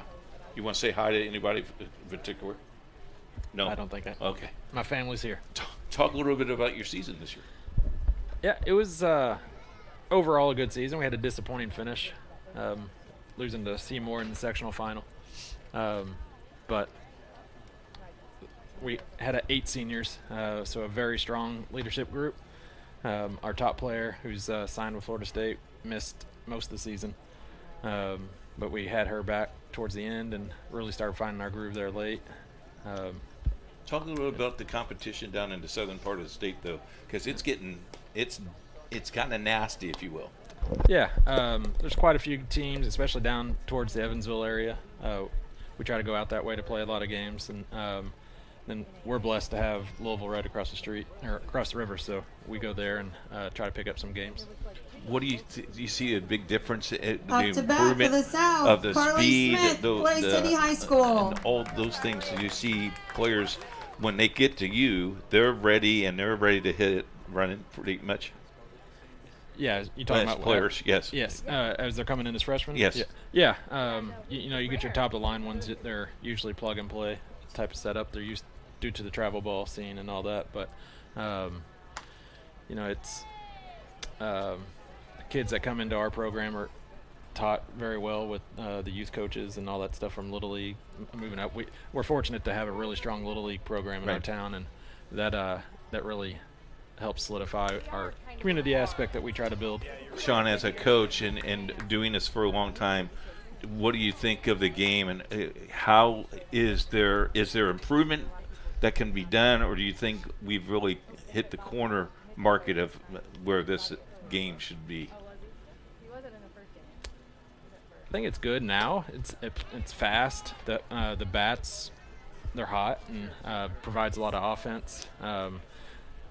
With the biggest thing that I've seen in my time of coaching is from 2005 when I started to now is the athletes are treated more like athletes. When I first started, they were playing a sport and they wasn't as big in the weight room and the off-season training and all that, and now you have bigger, stronger athletes. Well, you probably changed that in your the whole structure of the game has to be done with that. Here's a pop fly out and the first out of the inning. But you have to probably expect that from your players, correct, when you come in to build the program? Maddie McCoy with absolutely. the catch. Yep. We have now batting a good, North Harrison's Kendall Christie. Trainer in our school that the kids can take it as a course if they don't want to. Cool. If they don't want to take that, then we have several just athletic training programs that are locally in the Jeffersonville and New Albany areas and Floyd Knobs that kids can kind of choose which one they want to go to and what fits their mold. Well, we appreciate you coming by. Good luck to you next year, and hopefully IndianaSRN. We can travel down to the southern part of the state if you need us to go. Yeah, come down. We'd love to have you. All right. We got a new stadium being built next year. So hey, there you go. You're going to be there then, right? Yeah, absolutely. Because if you leave, maybe college is calling you, but if you're inviting us, you better be down there. Yeah, we'll have you down. Okay. Looks like your kids are excited that Daddy was on TV. Yeah, absolutely. Well, thanks, all right, Coach. thanks again. Appreciate it. Got another fly out center field. second out of the inning. Logan Rumble with the catch. Well, Now at the plate, Jennings County High School's Riley Byford. nice to talk with Coach. Great program down there at Floyd's Knobs. Man, the college, the Little League down there is incredible. Having those feeder systems and kids learning the fundamentals of the game early on. Well, don't makes you a think huge the difference. fundamentals will come from off-season more than? Oh, absolutely, Yeah. 100%. I mean, if you're in a small school system like I am, sometimes you only have you have a set number of kids, and a lot of times those kids come in and you get them in January, December, maybe even to work in the off season, and then they move on to another sport. You're in a small school. A lot of these kids are multi-sport athletes. Noah, did you get that ball up there that popped up? I think doing all Noah right? might have got hit there. Coach, talk a little bit about, because there's no longer JV program. Well, a lot of JV programs are now dead. So when you have maybe 8 new freshmen come in, do you put them in that varsity lineup or do you try to get some games for them? Well, again, it just we've run up against that in the last few years. Our program's growing, and that's been a great opportunity to get what we would consider some of those JV level kids Right. some experience. We try to do that early in the season, maybe even get out to some early season tournaments so they can kind For of that settle age in. group, for those Absolutely, kids. you might only play a 4 or 5 game quote unquote JV season. But then those kids, they get that opportunity. You pull them up for some games here and there when you can. But a lot of it depends on, the size of your program, the resources for your program, as far as Coach was just talking about from Floyd's Knobs, man. You get these kids that come in and they played ball for 4 or 5 years. You're just fine-tuning them into the program and the culture. You're not having to reteach or start teaching that game. So does a public school have an advantage because you can build a program other than the private school, or is it okay? I feel like you're baiting me here a little bit. Okay, I'm not going again, I'll leave you alone, Coach. The high school I went to, the resources they have available now is unbelievable. Yeah. I mean, the weight, like to Coach's point, the weight room opportunities, the off-season training, and the vast majority, and I'm sure almost 100% of these kids are playing travel ball. They're getting 100 games in outside of a high school softball season, and that makes a big difference. It makes a huge difference. Next inning, we're going to talk about championship for 9-year-olds and have a ring. We'll talk a little bit of that. I'll have to. I'll get you what does the another Bible say? soapbox. Take those thoughts captive. Okay. We got number 15 against number 15 here. Byford against Danley. Danley's still in the circle. She's throwing well. She's at, a lot of pitch contact here. Where she's getting some fly balls, but as a pitching coach, that's a great thing to see. Some ground ball outs and some fly ball outs. Make it easy on your defense. Get your defense a little bit involved here. Another hard hit ball, foul. She's not giving up, is she? No, we've got this is Riley from Jennings County. Her stats, they may not be as high, but man, she's still got quite a few hits on the season, quite a few runs on the season. She's kind of shortened up her swing here just to make contact. So she's staying alive. Another foul ball there. Well, you think she's got a couple hits. She's got 102 hits, Coach. Yeah, she's hit That's the ball 100 before. more than I had. Come on now. That's at least 101 more than I had. So yeah, she's shortened up here and trying to put the ball in play. Find a little hole here maybe. Get something started. Rally on 2. That's a ball way high. She hung on to that one a little bit too long. Just missed. Just missed high. Yep, we're going to see, like I said, some different pitchers here. These batters are not going to get an opportunity to see these pitchers more than once today, would be my guess. There's a hard hit ball to right field, but right at the right fielder. She pulls it in for the third out of the inning. So we'll go to the bottom of the 4th with the score scoreless at 0. This is LifeWise Academy. It's a program that teaches Bible-based character education to public school students during school hours. Not before school and not after, but during school hours. So here's how this works. The students will leave this school building, hop on this bus, take a short ride across the street to the church. I can see the steeple from here, have Bible class, hop back on the bus, head back to school. It's that simple. Go to lifewise.org to find your school. During Army basic training, I found out I had 7 herniated discs. Prescription pain medication led me to a heroin addiction. I entered Wheeler's program and learned life on God's terms. After meeting Greg, I was so impressed, I hired him. When you change that one life, it makes it all worthwhile. Now, I have a family, house, and a job that I love. At Wheeler, you can have something everlasting.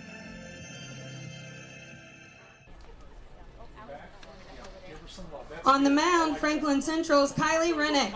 So we got Kylie Rennick on the mound here now for the South All-Stars from Franklin Central. You got baseball hats. I mean, you got mom and dad wearing the jerseys. Kind of like that. It's a fun day at the park, yeah. It is. Yeah, representing their high schools. Be nice if we had some popcorn, though, Coach. Man, is there any room service over here? Yeah, let me call. Yeah, call. What do you want? Call up to Noah and see if he can drop us down some. Yeah, okay. So we're going to see Brindley Erb, I think, here from Western. Look at that average, Coach. 651. Goodness gracious. Look at that, 230. Her numbers are kind of crazy. That's a video game number. At the plate for the North, Ooh, Western High double-check, School's that's Brindley right. Erb. Let's see. You think I'm wrong? No, listen, I believe you. I'm not. Hey, I did some heavy research on this stuff, Coach. All right. I think she did.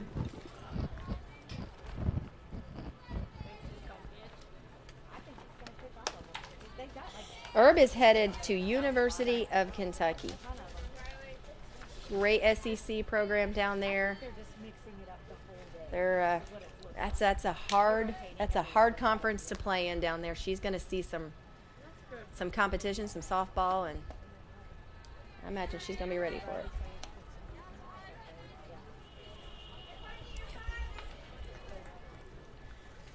All right, 2 balls, no strikes, so she may be hunting a strike here. Kylie's trying to find the zone. It's her first inning out. Struggling a little bit, 3-0. See if she's green lighted here. What do you think with those offensive numbers? I would, yeah. Not only give her a green light, I'd give her both green lights. Swing hard in case you hit it, as my husband would say. Just hang on to the bat. Woo! There she found the zone there, 3-1. There's the take. There we go. They had a little stank on it, so Kylie finding the zone here. Like, again, these kids come off the bench in an all-star game, and so it takes them a little second to settle in. Brindley swung on that. Can you get there? Just foul, just out of play. So now we're full up here. The field, the diamond has a lot of room for foul ball. It could be a little bit better. What I like If is the anyone has any bullpens. foul balls, please return those to the dugouts. Any foul balls, There please you go. return Little those League to the baseball, dugouts. baby. Foul balls, bring them in for a free Coke. Isn't Yeah, that? That's how we used to do it at snow Sunshine cones, Park. Snow cones. That's right. Yeah, not as much room on the right over here on the right side. There's some batting cages here on the home field for Indiana. Came all the way back from 3-0 to strike her out. And I don't think she agreed with the third Strikeout strike. She was not Out number thrilled about 1. that. But great work by Kylie to come back and find the zone. And Yeah, back in the day, snow cone or a quarter. that's right. Bring your foul ball. Kids racing after the balls to get it. All right, that brings up Grace Swardarski from Hamilton Southeastern. You know it's bad when your players in the dugout takes off because they wanted the snow cone. They're yeah. Little low and outside on that. Oh, I apologize. Haley Shatko, I'm sorry.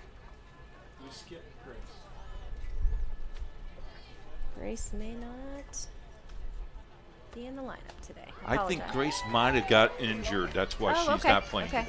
My At fault. the plate, number 18, Haley Shatko. Yep, so this is Haley Shatko from Noblesville. Again, another kid with some impressive numbers. And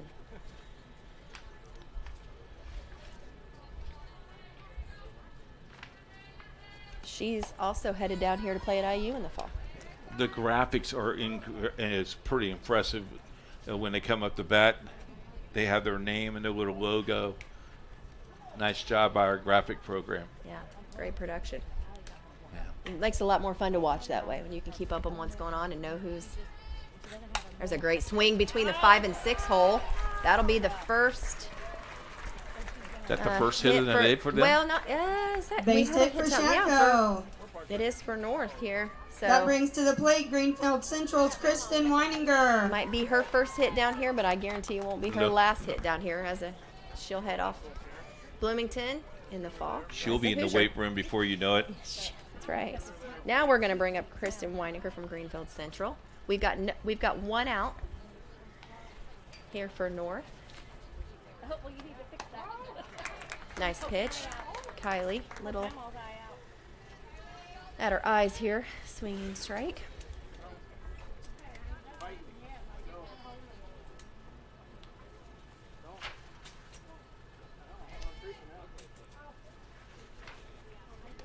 Oh, off speed.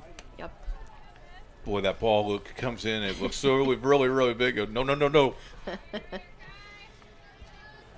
Yeah, you see a lot of that. Like I said, keeping these kids, when they're prolific hitters like this, you got to find a way to work in that off-speed pitch. Keep them off balance. There's another great pitch. Got 1 ball, 2 strike count, I believe. And they wasn't allowed batting practice today. They Oh, went down okay. to the cage, but there was no live hitting here. No live hitting. Okay. Makes a big difference. Well, and a lot of these kids haven't seen these other players. We're talking about North and South, so unless they met up, in the tournament, they wouldn't have had an opportunity to see a lot of these pitchers. So first look at each other for a lot of these girls, unless they have met up during travel ball.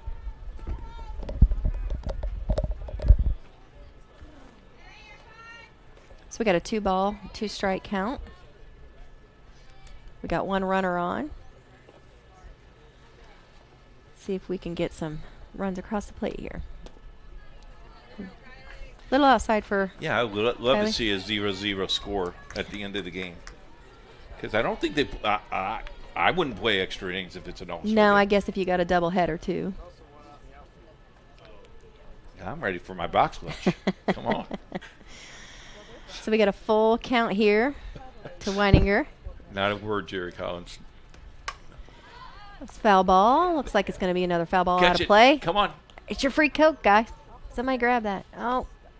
Just out of reach. Oh, she got it.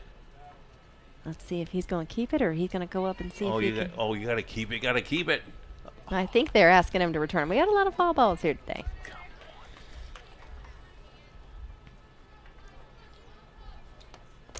One of the things I really like, there's another base on ball, so we got 2 runners now with 1 out. Weininger draws the walk. Now at the plate from Elwood Community, And that'll bring Kelsey up Kelsey Arms. Armas from Elwood. Opportunity to bring some runs in. But what I was going to say is one of the things I like that I'm seeing out of the pitchers, and I'm a pitcher coach. I was a pitcher.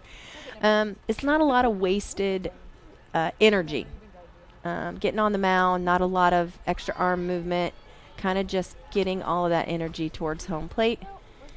You see a lot of kids nowadays, it seems like a lot of extra stuff going on. And so a lot of the pitchers today, great mechanics, getting to the mound and doing their job. Got a 2 ball, no strike count here to Kelsey. See if she can barrel something up here. She's got an open stance there, Coach. So see Wide how she, open. yep, and then, oh, another 5-6 hole hit. Oh, come on, Cinder. That'll load the bases. Coach, Base little hit for aggressive Arms. over here. Well, yeah. See some action. That brings to the plate Westfield High School's Michaela Watson. So we got the bases loaded on 1 out. And We're you gonna got the see. bottom of the order here. That's but They're bottom of the all order is a stars. little subjective here, isn't it? Michaela Watson from Westfield. Well, that's what I would do if I was the catcher. Hey, got the bottom That's of the order. right. That's right. This girl only Some- batted do some 389. middle work. This kid only batted 389. Just get her strikes. Let's see if Michaela can do some damage here. I They like keep that they're finding some playing holes. in. Yeah, they're shortened up, trying to get these outs. Probably, the plays at home. If they field it clean, the plays at home. Okay, you'd be upset with me right here, but I would squeeze here. with one of the best hitters. I Yeah. don't- Be a team player. Come on. That's right. You never know. Back up, Bucky. See what kind of coaching strategy we're going to pull. I don't see her showing bunt, but No, she's not even going to. She's- Not even a thought. she looks like she's just going to try to take. Yeah. Great swing. A little behind there. We got a 1-1 count. It's like watching the World Cup and see Messi. And he touched the ball 4 times. He scored 3. Doesn't take much. It just takes one. Isn't that right? That's right. Little off-speed high, but called for a strike. Couple eyebrows raised, maybe, if that was. You know what? We're gonna get some offense out of this. I'm guessing these girls are gonna have to go up and take some cuts a little higher out of the zone than maybe some of them like, but this is an all-star game. Let's see some offense. There we go. That's a swing. Infield fly. Induced it. Yep. Who's gonna call it here, girls? Oh, foul ball. Bounce fair, but then bounce foul. So foul ball. Little miscommunication. But you got to remember these girls haven't played with each other. So ultimately, I think the catcher told them to back off and let that go foul. Well, yeah. I mean, it's. You don't want to bobble that and cause an error. That's there. right. Now she's going to get a strike here. That's right. So we're 1-2, 1 out. Base is still loaded here. Ball driven to first base, which will make her get the out there, but it will bring in the first run of the game. RBI. An for RBI. Watson. It's all you need. It's all you need. 1 is all you need to win. Now, let me ask you a question. Would you have gone home? I don't know. The ball. She's got to jump. You got to remember these runners are Now at the leaving plate, on the Greenfield release of the Central, ball, so they've Savannah already Ryle. got. Everybody that's on base has already got to jump. So your easiest out is always first, but if you can get that lead runner, I think the ball came a little slow to the first baseman, and she was playing a little further back. You're too easy. Yeah. Trying to be nice. It's not me out there coaching today. Oh, no. If it was you. I might have played that. Yeah, well, you know what? I don't know. It's easy for me to say up here in the box. So we got 2 outs. Well, that's what we're undefeated up here, though, Coach. That's right. I like that. I haven't lost a game up here. I like that. I mean, never mind. I was going to say something, but I better not. So we got Savannah Ryle from Greenfield Central, another extremely high batting average. She's got 157 RBIs on the season, and she's got 2 of them out there waiting to come in. So little two out rally here by the North All-Stars. How did we start saying ducks on the pond? Ducks on the pond. I don't know. I'm going to have to Google that. Gonna have to Google it. Oh, hard hit ball. That's gonna bring in both runs. Fantastic hit by Savannah. That's gonna bring both runs in, and she's gonna end up at second Ryle after with a a line shot at the middle to score 2. missed relay coming in from the outfield. But Now at the plate, Bremen High School's Eliana Here's the Grubbs. replay. She's just she way ahead she of that just ball. gets to the ball. Yep. 100%. Yep. I don't know if that was a missed pitch or just great piece of hitting right there. Another high fly ball. This one's going to be between left and center, but I think she's going to bring it in. Yep. So that brings it in. The damage is done, though. We got some offense for you there, Coach, in that inning. 3-0 after 4. We go to the 5th. Fans, are you ready to get even closer to all the action with IndianaSRN? Subscribe now and never miss a moment. Subscribe to our YouTube channel and get instant access to exclusive live streams. Stay updated with real-time scores and breaking news by following us on Twitter, your ultimate source for everything Indiana sports related. Hit that subscribe button on YouTube and smash that follow on Twitter. Join the IndianaSRN family today and take your passion for high school and college sports to the next level. Countdown 3, 2, 1.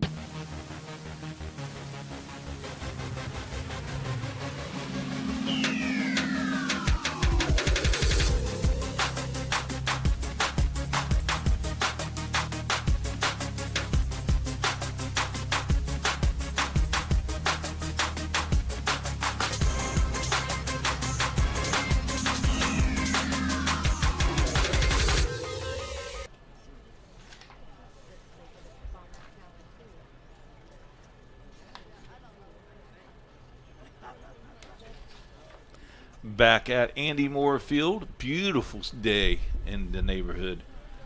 Beautiful day across Indiana. Might have some rain clouds up in Indianapolis, but pretty nice. What do you got there? Well, Jerry's done exactly what we asked. We Googled the origin of the term ducks on the pond. Okay, so here's what we got. The term is generally credited to Arch McDonald, a famous radio announcer for the Washington Senators in the 1930s and 40s. Well, you know why Jerry would know that. Well, look careful in what you say here. Well, today's his birthday. Jerry, is it your birthday today? What are you? How old are? What numbers are we talking? Are you really? Isn't that awesome? Someone bring Jerry cake to the box. Does he look good? 74. Not bad, huh? Yeah, I don't think I'll say At the plate for the South, number 16, But the Elena term Allen. refers to runners on second and third, as we're aware, But ducks on the pond, the original, looks like, I'm just trying to scroll through here, a moment where offense has, okay, we know that. I'm going to have to come back to this and find out who said it and why they said it. That and the old Charlie. You know what the old Charlie is, right? In baseball? What's that? Curveball. No one, here's another one. Can of corn. Can of corn. You know what the can of corn is? No. It's a pop-up between. Well, I know what it is, but why did we start saying it? We got some. I think Stokely Van Camp started that one. Okay. Do you know who Stokely Van Camp No, is? the name's familiar, but I don't know. You see, you're young. Okay. Thank you. You know where Yorktown, Indiana is, Yeah, right? absolutely. That's where Stokely used to be. Okay. Can of corn. Oh, well, it's an Indiana term. There we go. You know Hall of Famer, right? You know who the Hall of Famer is, right? From? Keith Myers is the Hall of Famer. You laugh, but it's true. I walked into that one. Yeah, good. Exactly right. We got Caitlin Denny from Penn. I just got a text from Troy Derigowski. Caitlin's dealing now for North. Got great movement towards the catcher. She just walks with great confidence. I don't know who she is. I've never seen this kid before, but I like her. She's found the strike zone now, 3-1. Pretty intimidating for the catcher. Pitcher. You got the face mask.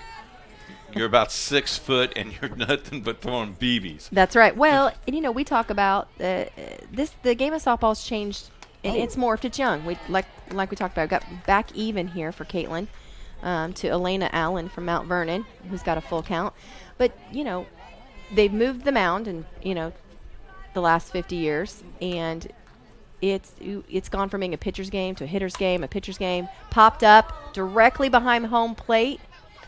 Oh, she caught it. Haley grabbed that one in. Nice catch. Dodged the bat. Nice job by Haley Shatko behind the plate. She seems already at home down here at IU.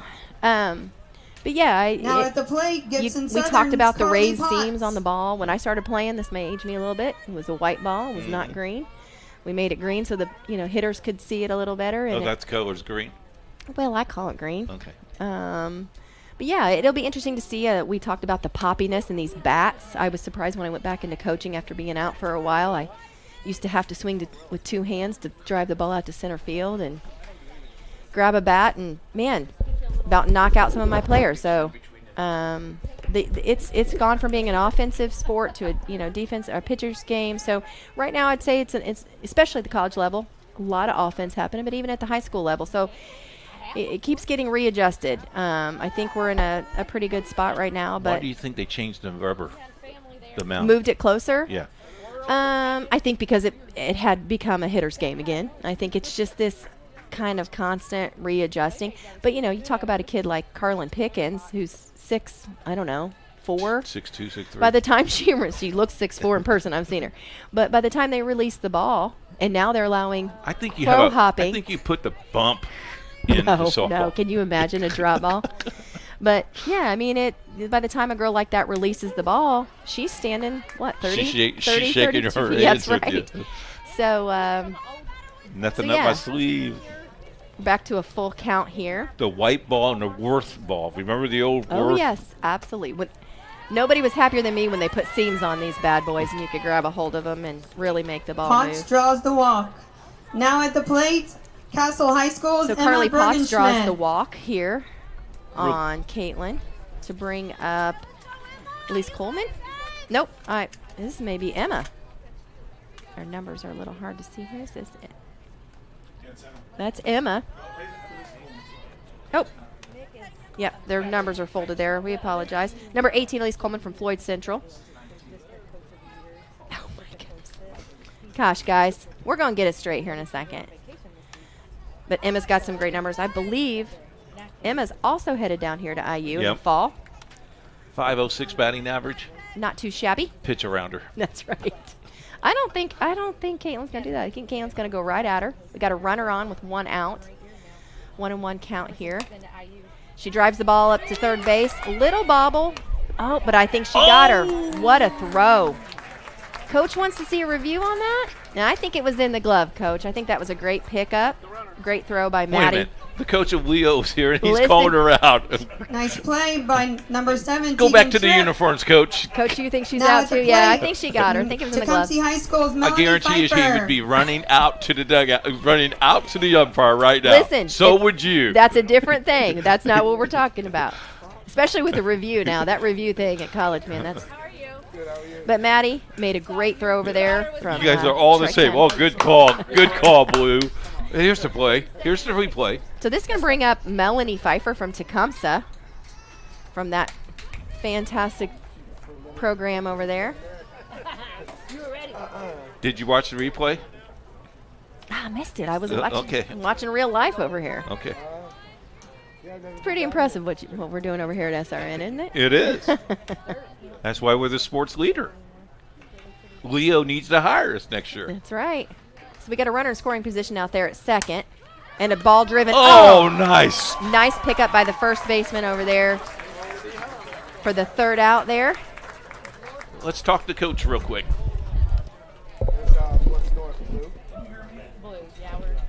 Nice catch by Grace Swank to end the inning.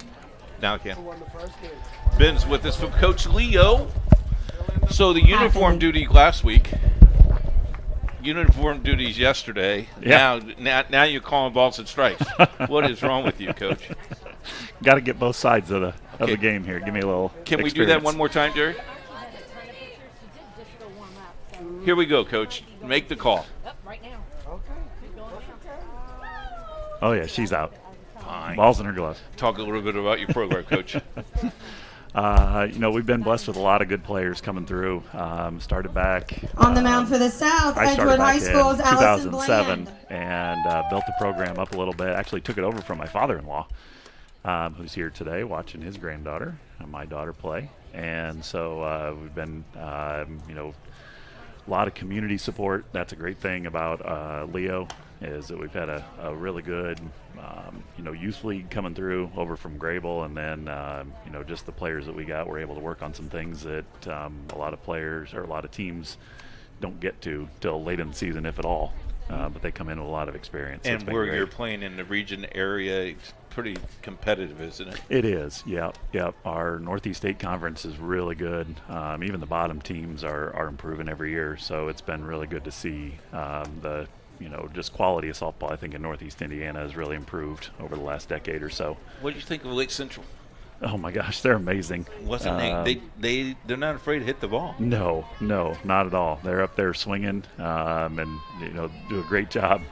Coach has come in and made her mark immediately with that At the team. plate. So it's been great to see. Do you think a lot of that is because of the dominating of everywhere softball? But if you get a group of kids that can play at least 2 years together, you're going to make a nice little run, because I think that might be the best team that we've seen in about 10 years. Yeah, I agree. When those kids get to play together freshman and sophomore year and then be able to stay together, and that's a big thing too, is, with transfers and, people going here to there and all that stuff. Now in Indiana too, they're, moving all over the place. So it's nice to see that they can, stay together. So what do you think of this? You got time, Coach. We Oh, got you're time. good. Sonny can wait. What do you think overall of the game itself? I really like. The speed of the game. I think is what really draws fans to the game, and I think that's improved a lot in Indiana also.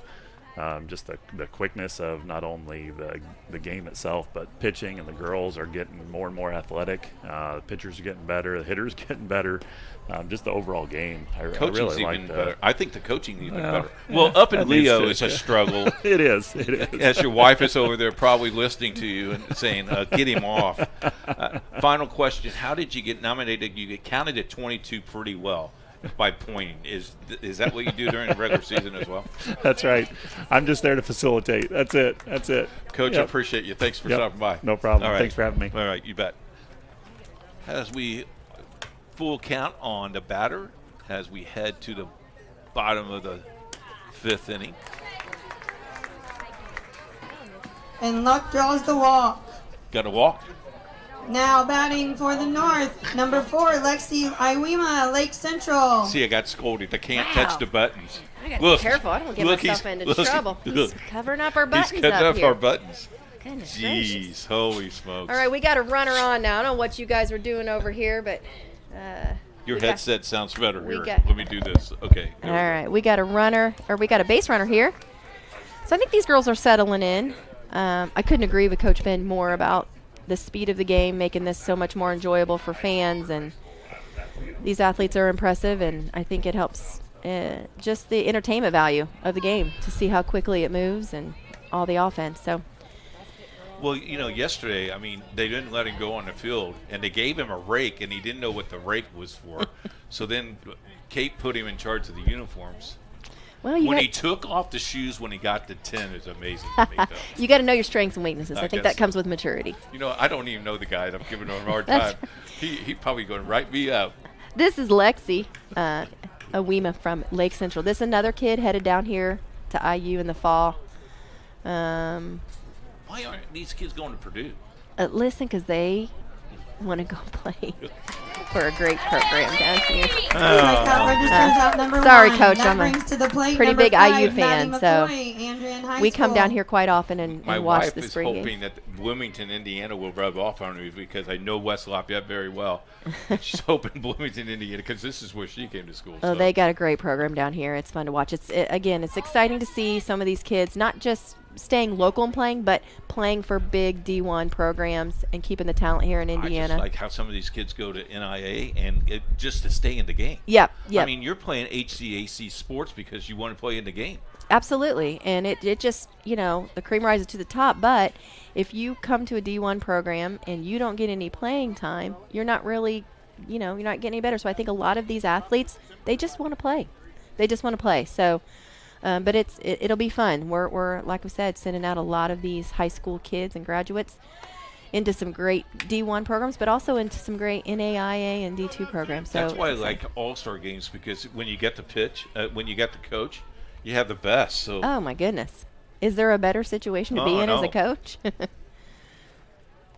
So that's going to bring up, I think we got Maddie McCoy back up. So we're getting back around where these kids have batted, so maybe their nerves are settling a little bit, but we're still seeing different pitchers. So we got 2 runners on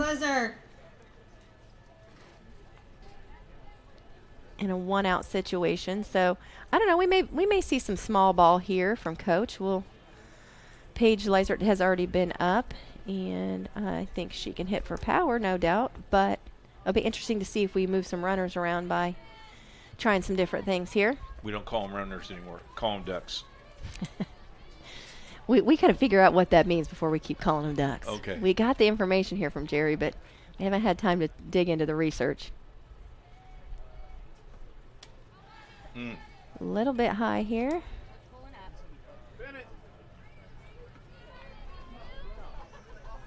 They do have. It looks like they are communicating with the.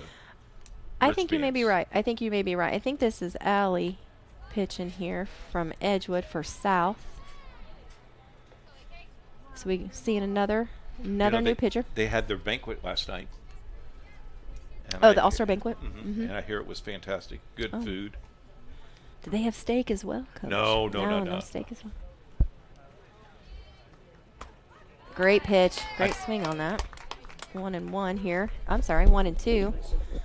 Still 1 out.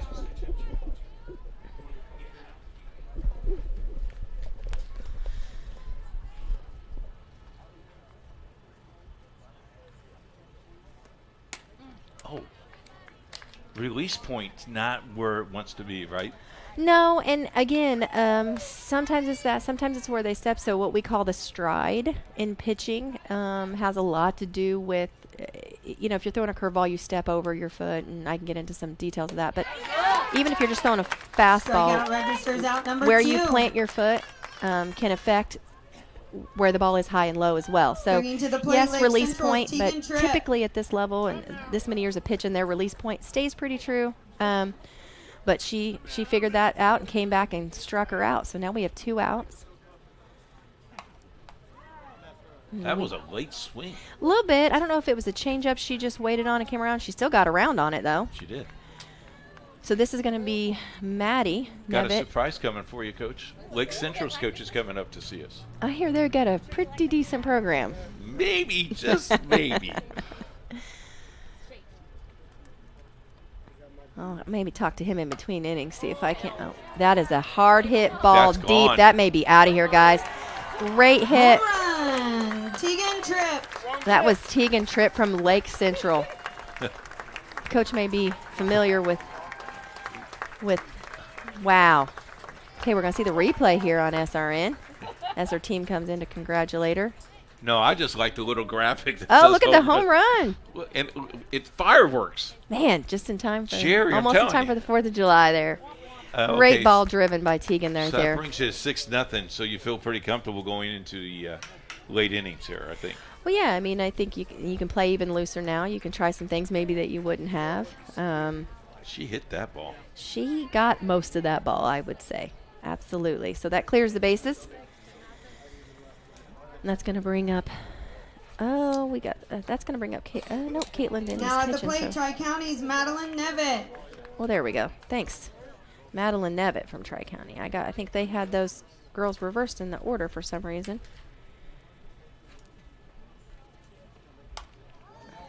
No, this is Tegan. This is Tegan. So I apologize. Maddie, you were the one that hit the home run there. I think the announcer had it wrong here in the. This is Tegan from Lake Central, state champ, recent state champ. Nice hit. Now that may be a travel ball helmet, maybe. Does that say Miami? No, that's not Miami, is it?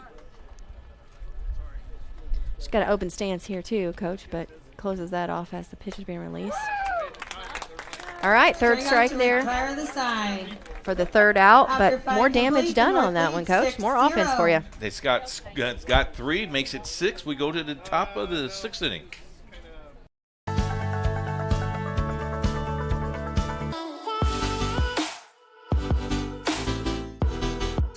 Aspen Creek Grill, we are a from-scratch concept with comfort, fresh food. You can expect a world-class experience on a great budget. We've got incredible specials, great service. Today's dish that we're going to highlight is going to be our Aspen Blue Sirloin.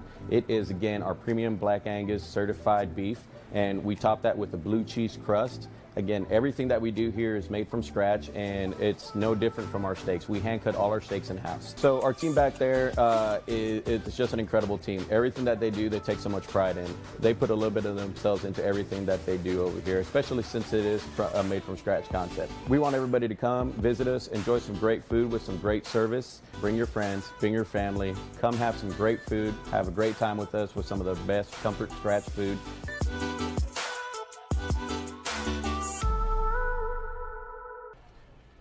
As we head to the top of the 6th inning, with us now is the head coach of Lake Central High School, state champions, lost 2 games? 2 games. 2 games. Yvette's with us. 2 games? Yes. How many did you play?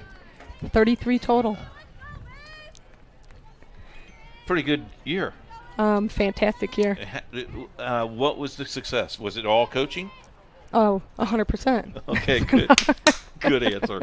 No, talk a little bit of the quality, because some people, and I'm one of those, think it was probably the best team that we've seen in a long, long time in high school softball. Mm-hmm. Your thoughts? My thoughts are culture. I mean, if you ask any player, some of the parents, the fans, the big difference that they saw the whole year was a culture change. Playing for one another, playing for the batter behind them, playing for the pitchers that were up. They just didn't want to let someone else down that they were playing for, and it worked for us this year. Talk about the strategy when it gets into sectional play, because sectional is probably the hardest thing you can Yes. do in the state of Indiana. Mhm. You get a regional, you get, I hate to use the word lucky, but you get lucky in that regional because you only have to play one. Mhm. Now you're in the semi-state. Now you're playing someone really tough, so now you have to play really 2 back-to-back Mhm. strong games, correct? Correct. By the time we won semi-state, we were number 1 in the state. We played the number 2 team, the number 3 team, number 4 team was In your regional area, in all the way for through state. semi-state. That's crazy. Yes, and then Terre Haute was listed as 10. So we played 5 of the top 10 teams to win state this year. You deserve it, I guess. Yes. You got a ring yet? Not yet. When no. are you getting your ring? We probably won't get them till this winter. We have a couple players going pretty far. Tegan's going to Virginia Tech, so she probably won't be home till winter time. So talk about the recruiting that your program is now, because these kids now are going to get an opportunity to play big-time softball. But even if they stay home and do Division III or Division II, Mhm. you got to be pleased with the program that you're bringing college sports, right? Yeah, they all work very hard during their travel ball. Their coaches help them quite a bit with that part. But we do get a lot of college coaches in our area that come around and watch some of our games because of the caliber of players that we have. So it's nice. One of our players, Sophia Beals, Fifi, we call her Fifi. She actually went from Roosevelt University, and then by the state championship game, she was going to Valpo University. So yeah, it was that awesome. Makes a big difference when knocking on the door and say, "Hey, I'm from Yes. Valparaiso." Yes. Talk about the program. Do you lose anybody this year? We do. We lose 5 seniors, kind of like last year. We lost 6 seniors. A whole new infield yet again. Mm-hmm. We'll be doing, but our team, like I said, they play for one another. The culture is great at our place. That I think fill in those positions, there's always players waiting to go into those positions. Some of the ones that we had, they probably had not started on the varsity team until this year. Probably this is the most high interview that you've had all week long, right? Absolutely. Yeah, sure. Thanks, Coach. Talk about what you do off season. What can your kids still work out with you? What is the rules of the ISSA? With our season, because it's such a long season this summer, we give them the whole summer off. We don't come back until the Tuesday after Labor Day, and we go outside because it's pretty Still much nice. the last time we'll be able to Right. see them outside until tryouts. If that, sometimes our tryouts are inside. So we try to get as many reps outside so we can see a lot of the freshmen that are coming through. And the way the weather is, Yeah. you don't play games until late April. Early April. First week of April, it's sleeting or snowing, we're playing. You played in snow a couple years ago, didn't you? Absolutely. Not? Yeah. We always get across some sleet, some snow, and honestly, when we're doing after tryouts, we try to get outside as long as our field's not full of snow because that's what we're going to play in. I think my best game ever umpiring a baseball game is I had to stop the game for snow for about a half inning because it was coming down so far you couldn't see the ball. Yeah, we had the same thing, not snow, but rain-wise in Carmel last year. You couldn't even see the rain was going sideways. Nobody's calling, and I was like, hey, like this. Help me out here. This game, nobody's winning in this game. So what do you think of the All-Star? What do you think of the format? It's pretty cool bringing this, and SRN has been here. I think this is our 5th year doing that. Mhm. The world is actually watching Indiana softball. You got to be pretty happy with that. Yeah, to see, I mean, a lot of the players that we've either played against, we have members that are a lot of friends with a lot of the girls that are here. It's nice to see, but to be able to host this and the best of the best for the year of the seniors, this is their last hoorah, before they leave. Are you glad you're not in the dugout today? Oh, I'm okay. I like watching. I love watching. I was able to get pictures of Tegan and Lexi up there at bats and in the field. So That's cool. And Tegan's home run. You look pretty impressive walking them down. I just want to let Yes. you know. The stride was good, Coach. Oh, thank you. Hey, Thank you. Appreciate you. Thank I you very much appreciate for you. coming. Thank you so much. Coach wants to talk to you in between innings. I guarantee you. Yes, definitely. Thank you so much. All right. One out here in the top of the 6th. Yeah, I got some questions lined up for her. I noticed you got your book out. Yes. Yep. Lots happened here, Sue. Get my mic back straight here. Looks like we still have Caitlin Denny from Penn. Strikeout registers out number 2, In the bringing to the circle, plate just- Roncalli's Elise Baker. Struck out Bryn Meyer for the second out of the inning. So we'll bring up Elise Baker from Roncalli. Second time up the bat. That's right. We're seeing a little more offense now as these girls are probably settling in, like we said. It's fun to hear from these coaches and the excitement. It's and fun that they're just relaxed and having a good time. You got to have fun with this game. Absolutely. Got to have fun. We talked about that too. Nothing better than another hit driven up the middle Nice shot up the by middle for Elise base Baker. hit. Drops in for a That brings to the plate hit, Franklin moving our Central's runner around to Kylie second. Rennick. So they have something going here with 2 outs. Absolutely. Yeah, but you turn into the NCAA, you watch softball, and obviously they're locked in. And, when they step between the lines, it's 100% business. But to see the girls in the dugout cheering and interviewing coaches, and they're still being silly and remembering the reason they started playing this game, and that's because it was fun. And so if it's not fun, you got to kind of recheck what you're doing in your priorities. My greatest highlight is when they were interviewing it with Coach, I forget who it was, but they started putting mitts on her head. Oh, yeah, they stack up bats. They'll be holding 10 bats and helmets on backwards. It's, nice hit. Fantastic hit. They're going to score. Kylie Rennick drove that ball between the first and right. second baseman to bring in a run there. RBI single for Rennick. All right. Bringing to the plate. So it'll put a Avon run High across the School's board Lily Heath. for South there. We still got runners on first and third. Yeah, that's a great swing by her there. Found that hole. Move those runners around. Coach is sending them just That's like right. you like. Bring them around third there. He can. That arm might be dislocated, but you could still move it. So that'll bring up Lily Heath from Avon. Another opportunity for her to bat.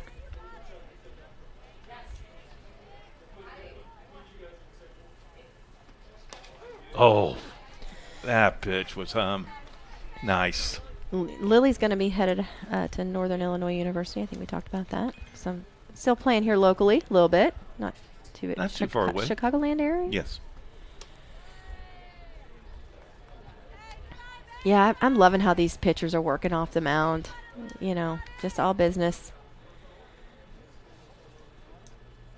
Working really well. And, you're talking about catchers and pitchers. That another well-driven ball. This could score. It's going to score at least one. He's going to hold her there at third. They got the ball in pretty quick. Come on. That ball was hit between the left and center fielder, but Sadie Eubanks. relayed in pretty quickly. So we got runners both in scoring position at second and third again here. Bringing up Sadie Eubanks from New Pal. They're right in it. Listen, this is a game of momentum, and it can change really quickly. And start putting a couple hits back to back and put some pressure on. Gordon Eubanks will be joining us as well to come to this coach. Oh, just in time here. He just won a few games. Yeah. You keep bringing these guys in with iffy resumes. Yeah, I know. Well, he was selling popcorn and he needed to get out of the sun. Now, is there any relation here? I'm sorry. Any relation here to the batter? No. No? Is that a wood? Well, I know the bottom of the order here. Okay.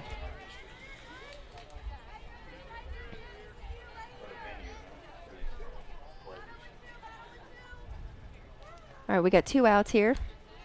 Still great opportunity for them to put a few runs on if Sadie can get to a ball. But Caitlin did her job from the mound, struck out the side there. But they scored 2. Retires the side. We'll have Coach here real quick. Sonny's rotating all the time, Coach. It's okay.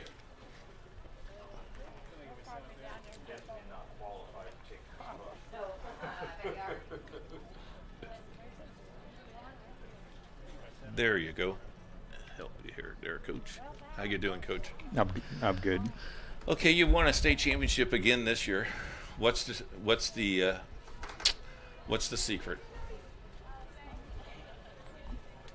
What's the secret of winning?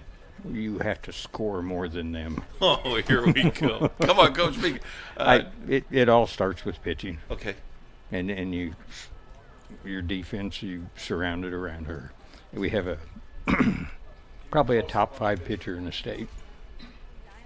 I'd say more, but I don't want to downplay anybody else. What On the mound made for you the so South, successful North this year? Harrison's Just Kendall pitching, Christie. hitting. I know tournament play was kind of tough for you a little bit. Talk a little bit about the state tournament road. Tournament play. I'm not here to brag. I'm talking on my players. We outscored 7 opponents 73-3. So I would think that would be pretty impressive. That was pretty dominant. It really was. And she gave up 1 earned run. She's a sophomore. But her offense averaged 10 runs a game too. I think she gave up 1 earned run in the sectional. We won 2-1. Outside it was 10-run rule all the way to when we got in the state, and we were ahead 7-0 there, and made a couple of errors 1 inning. Then they got a base hit, and I think it ended up 7-2. But really, she was very dominant all the way through. The kid averages. Now at the plate, Penn High School's Caitlin Denny. She averaged 2 strikeouts per inning. I'm a pretty good coach when she does that. I'll take credit for that too. Talking about the facilities, Purdue was awesome.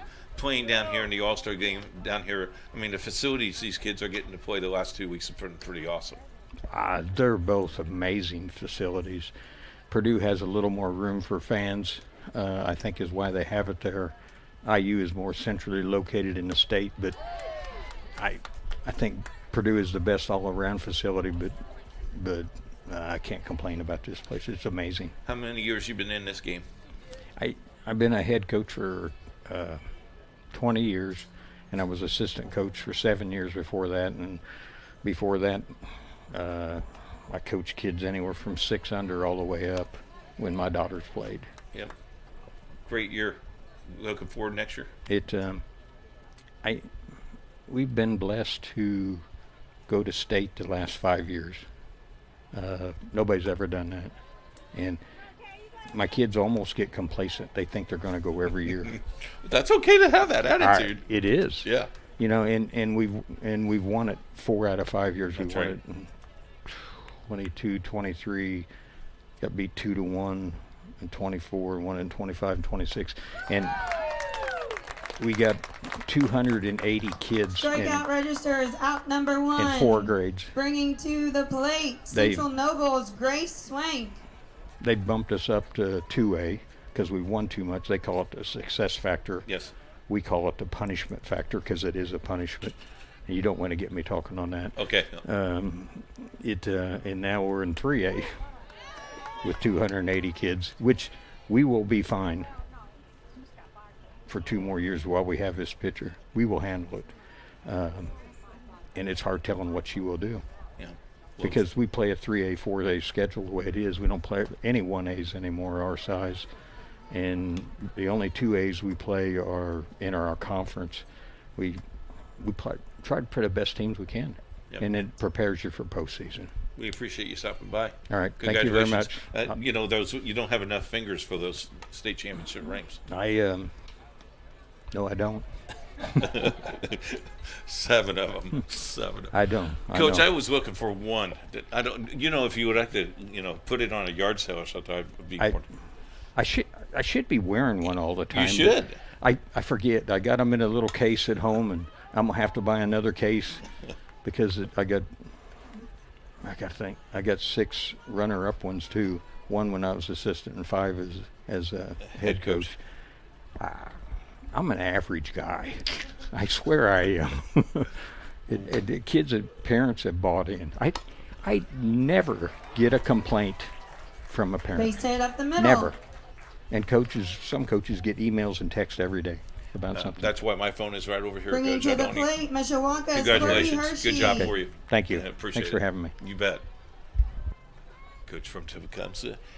I tell you what, Sonny, all these coaches, they need to rub on us for some odd reason, because I tell you what, the people we have in this booth today has been outstanding. Thank you.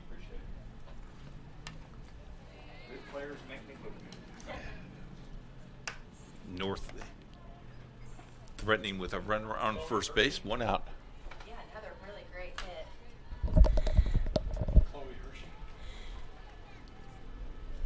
We got Chloe Hershey up. After a great hit by Grace Swank, she kind of inside out of that ball a little bit, it looked like, from where I was So standing. we've had the Lake Central coach, one state. We had the Kansas coach. I mean, this has been pretty fun, huh? Only winners in here. In this box. Only winners. That just missed. And looks like we've got another new pitcher. I stepped out of the box for a minute here.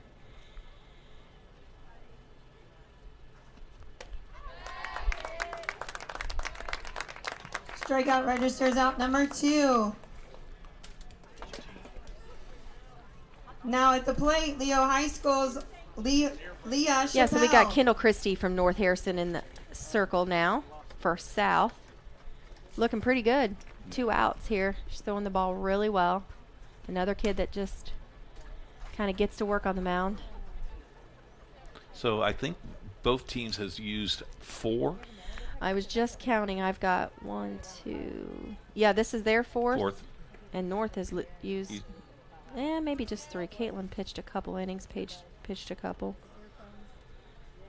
And you got a second game, so Yeah, you'll see I more think we'll see more of them. Yeah. You got more down there in the dugouts, I'm sure. This is Leah Chappelle again from Leo.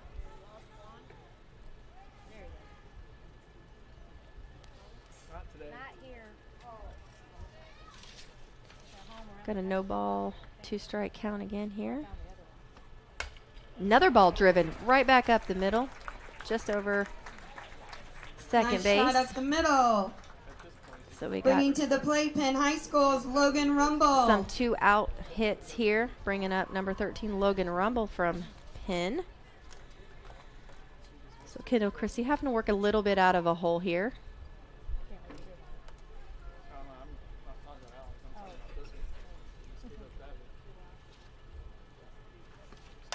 Oh, nice drive.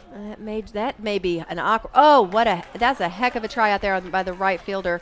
I think that's the gal from Ron Colley. Tried to lay out for that ball, ran out of grass, but a ball that dropped. RBI for Rumble. Dropped just in, bringing another to the run. plate, number 14, Rachel Humbarger. So we're going to see Rachel Humbarger again from Northridge for the North All-Stars. Again, we got some more runners in scoring position. I don't know if we're playing the run rule and the IHSA run rule game today, or if we're just No, we're playing straight up. Okay. Yep. Great pitch by Christie there. Do you think they'll change the run rule to 8 in high school? I don't know. I've been out. I've been out for a year, so I assume they haven't changed it this year. I haven't watched a lot of high school softball. I've been paying attention a lot and traveling around. Why in college 8? I just think because it gets out of hand so quickly. I mean, you go and watch some of these teams, and division, it's different. We watched some mid-major games this year as well. I love me some Liberty softball, like Dot Richardson down there. So I like to go and watch. And so some of those leagues, I don't want to say lopsided. Another hit driven. Man, they're finding that hole right over second base. Bringing another run. Here's a close play at the plate. Got her. What a throw. Fantastic throw from, I think that's I'm not sure who is it out there in center field for South. That was a great throw. That may have been Caitlin Nice play by Whitlock the from center Silver fielder Creek. for out number 3. Yeah, it's a great throw. Great tag at home there, too. We'll come up to, we're going to soda play. Hang on. Look at the tag. That's nice. I'm not sure you could have made a better throw than that. We go to the top of the 7th when we come back. They say nice guys don't finish first. So maybe it's time to reconsider what it means to be first. It's about being your best, but knowing you could be even better. It's being present, but respectful of history. It's donating something more valuable than money. It's believing in yourself and something bigger.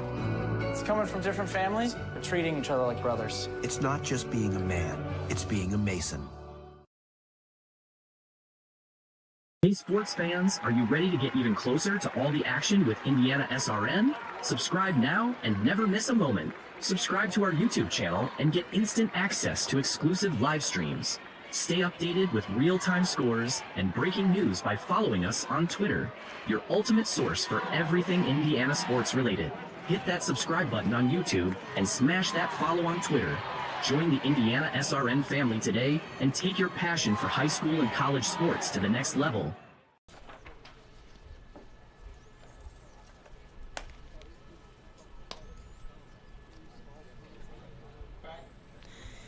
So we're going to see another pitcher here for North. We're going to get Maddie Nevitt in the ring for Tri-County. Try to see if she can shut him down on this last half inning before we go to the break between games. Someone must have had a number change because maybe the kid liked 8 and she was wearing 7. They trade uniforms. Yeah, threw us a little bit. Yep. Jerry got it straightened out there. We do want to thank Noah Bremen, Leading off who's the our inning, camera number guy, 8 and from Jerry Cathedral, Collins. Today is Sidney his Besco. birthday. Nice to celebrate his birthday. I'm going to buy him a box lunch from Subway. Won't cost me a dime, but, you know, he won't know that. Don't tell him. South needs 6 to tie. This is going to be Sidney Fesco again from Cathedral. They had a great year. They always have a great program. We ran up against them every year. That second round of the city tournament.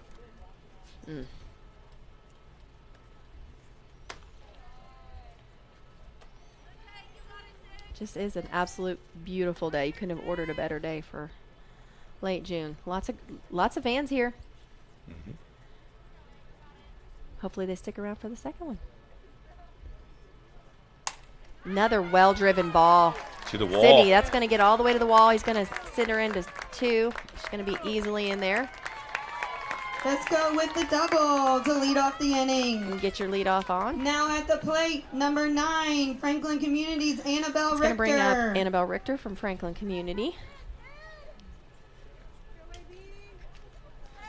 I think Maddie may have left that one hanging out a little further over the plate than she would have liked. But they're learning to communicate with these catchers. You know, not a lot of time to build up a relationship with these. Another well-driven ball. Oh, that's also going to get to the fence. That's going to bring. Oh, she's going to go to 3. Oh, she's going to stand up on 3rd. Wow. Richter with an RBI triple. Another great hit. Annabelle Richter. Bringing to the plate, number 10, Franklin Community's Aubrey Lugers. They're making it close here. Making it exciting anyways. Let's bring up number 10, Aubrey Lugers for South from Franklin Community, another Franklin Community kid. She gets the bat after her teammate, her high school teammate here. Nerves are gone. They're just like ready to go. Let's play. These kids are now graduating, so putting on that uniform one more time, got to give them a charge. Absolutely. Aubrey's going to head over to Ohio University in the fall to continue playing softball. Bobcat, correct? They are the Bobcats. I know some useless trivia about college mascots. My dad his favorite was always the Hilltoppers. West Virginia? West Virginia Hilltoppers. No, Western Kentucky, right? No, Yeah, West Virginia is the Mountaineers. The Mountaineers. That's right. And I think there may be a kiddo heading out there to play. Oh, you don't want my John Denver.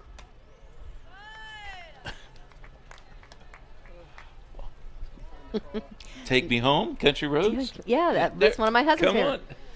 West Virginia, that's right. They were playing that after the FIFA soccer game the other night. So we got 3 balls, no strikes here. See if she's got the green light. She may have, but last night they were playing "Living on a Prayer" by Bon Jovi. I did see that. They had that prayer circle. They stayed up there for a long time. I love Pretty that. cool. We need that in that sports. That's right. It's been exciting to watch that and have that on our Absolutely. home field here. No question. My goodness, she Another base hit. tattooed that ball right back up the middle to score another run. Tighten it up a little bit, RBI 8-4. single for Lugers. Bringing to the plate, number 11, Terre Lugers Haute looked like she was North's hunting Jaylee that Lindley. out of the hand. She saw that and just absolutely tattooed that ball. Hard hit ball to center field. When do you start panicking here? Yeah, still think you got a little cushion as a pitcher, but you got plenty of pitchers on the bench. So if she's not finding the spots you want her to, you can always pull from. I think you give these girls a little bit of room. And the sun has went in a cloud and it directing cooled our off eyes. the booth by about 30 degrees. This is going to bring up, I think this is Shaylee here we're looking at again. Jaylee Lindley. Terre Haute North. That's right. She played in that state championship game. The Patriots. Still on no outs here, so. You got to feel pretty good. They got it. Yep, here we go. Ball hit to the shortstop. She tries for the out at second, but not in time. So both runners are going to make it safely to first and second. Wow. Now batting, Silver Creek High School's Caitlin Whitlock. So it brings up Caitlin Whitlock from Silver Creek. You know, base hit here could score 2, and we would be a different game. She's going to slap hit here. This is she's headed out to to University of Evansville. She did not think that was a strike necessarily. Going to be purple aces, huh? That's right.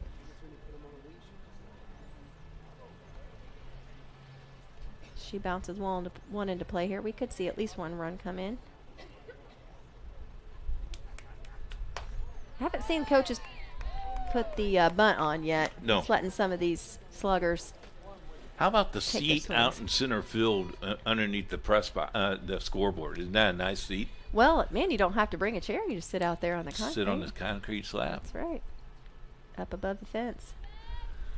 Some great fields out there in D1 softball, too. You can go watch some games out from the berms. It's a fun family environment for sure. So it's 1 ball, 2 strike. That's what I love about the Vic.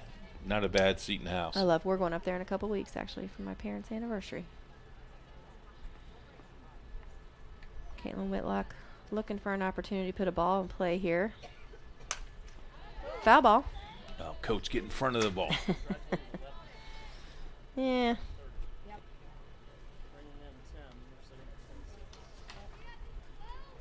So we still got Maddie here working from the mound. She settled in a little bit. She doesn't want to put anything out and over the plate. A bit high there. So we got 2 balls, 2 strikes to Whitlock.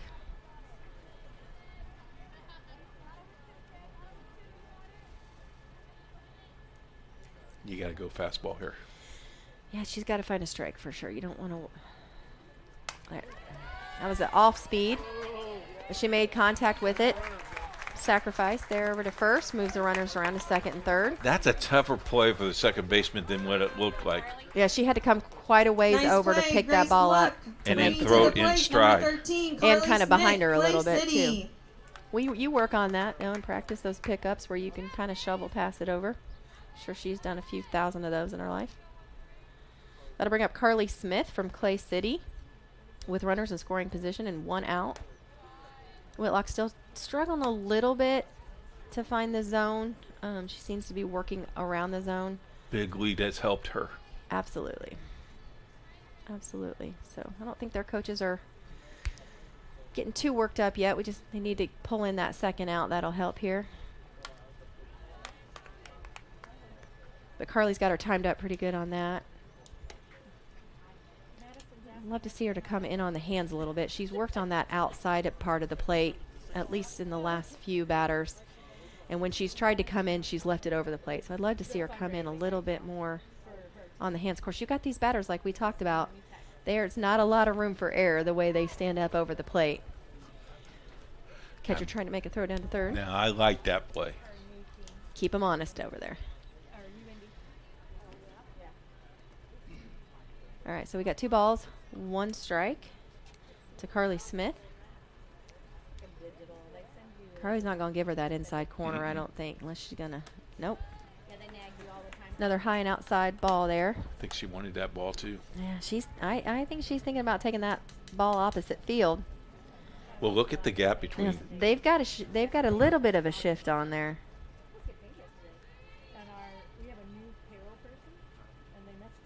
3 balls, 1 strike, and 1 out.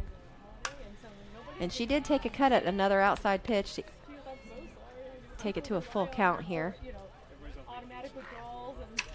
I like it that the first baseman comes, catches the ball for her. Yep, that's kind of become the thing now. You see that in college. Same thing if it goes the other way, the third baseman will come out.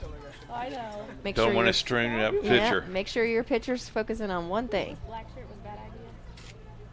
We pitchers are Yeah, you're a breed. we're a fickle field. That ball's drifting opposite field, exactly what she wanted to do, but the left fielder brought that ball in for the second out. Picked up some speed up there. Yep, they were playing a little short on Nice her. catch by Maddie McCoy to register out number 2. Maddie McCoy brought that ball in. Bringing left to the field. plate, number 14, North Harrison's Kendall Christie. This will be Kendall Christie, who just got done pitching, I believe, for South.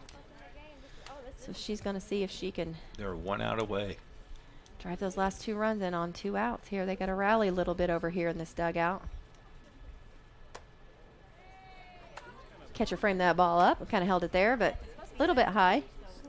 Game 2, you'll have to log back on. This will take a 30-minute intermission. So once we log off here, you'll have to log back on to see game number 2. I think you'll see these girls playing a little looser in game 2. A little of the tension's nerves, gone. maybe. Yep. Yeah, has worn off. They could probably get a little snack. And their dugouts have probably cooled off now that the sun has Yeah, moved you know, back. if I would put an air conditioner in my dugout. They may have a little. I'm sure they've got fans down there, but that ball, nice block by the catcher there. She'll have a nice little bruise. Yeah. The equipment of ignorance is the catcher's equipment. You Yeah, have to be just. They work hard back there. Yeah, it'd be a different mindset to be a catcher. It is. One of my catcher in high school as well. So one of my best friends, still one of my close lifelong best friends. They take a beating literally. So those relationships get built up. But I think these girls are doing a great job working together. Even though, like I said, many of them have never played on the same team before, and I'm sure many of them are familiar with one another with the way travel ball is today in Indiana. They know of one another for sure. Struck out. Strikeout retires the side. Finish the game. Finish the game Per at tradition, 8-4. we will finish the game and finish the inning. Game that took 2 hours exactly to finish. It's pretty good. First few innings were pretty quick. Yeah. Saw a little bit of offense. So I'm excited to see how the coaches change up some. We got a lot of these girls that are utility players. They can play multiple places. So we'll see how it goes in the second game here. Are we? I think we're going to play the bottom. Are we playing the bottom of the 7th? Oh, maybe they'll play it out here. Kind of indicating they are, aren't they? We sure are. Okay. Well, stay with us then. Okay. I was told wrong. So we'll play 7 complete innings. Okay. Well, then I would just go nuts if I was a batter. Yeah, you got nothing to lose here, huh? Oh, what are you going to do, bench me, coach? He's going to bring up a new pitcher On the here mound for the South, Cathedral High School, Sydney Fesco. Oh, we're going to see Sydney Fesco. Thought we might not see her till the second game. Sydney from Cathedral High School. She was their ace, that's for sure. No doubt about that.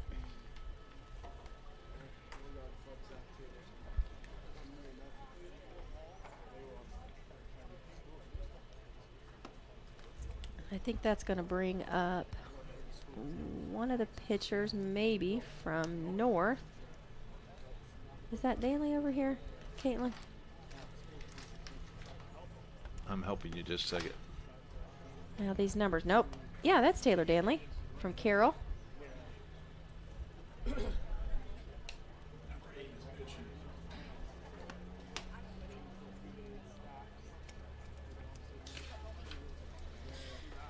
All right, so we got pitcher versus pitcher here.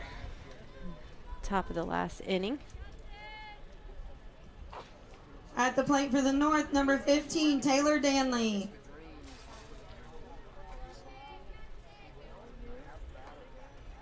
A little bit of a light wind here, moving out to right field, but ball first pitch a little high from Sydney. I don't know how much warming up they're doing I don't think and how much heads up they're getting from the coach. I don't know that these girls are fully warmed up. Of course, high school girls always think they're fully warmed up. Yeah. At least my girls did. She got her on that one. A little rise ball. Making the count 1 ball, 1 strike. I haven't seen anybody warming up in the bullpen, but we may be at just enough angle that we can't tell that's what they're doing over there.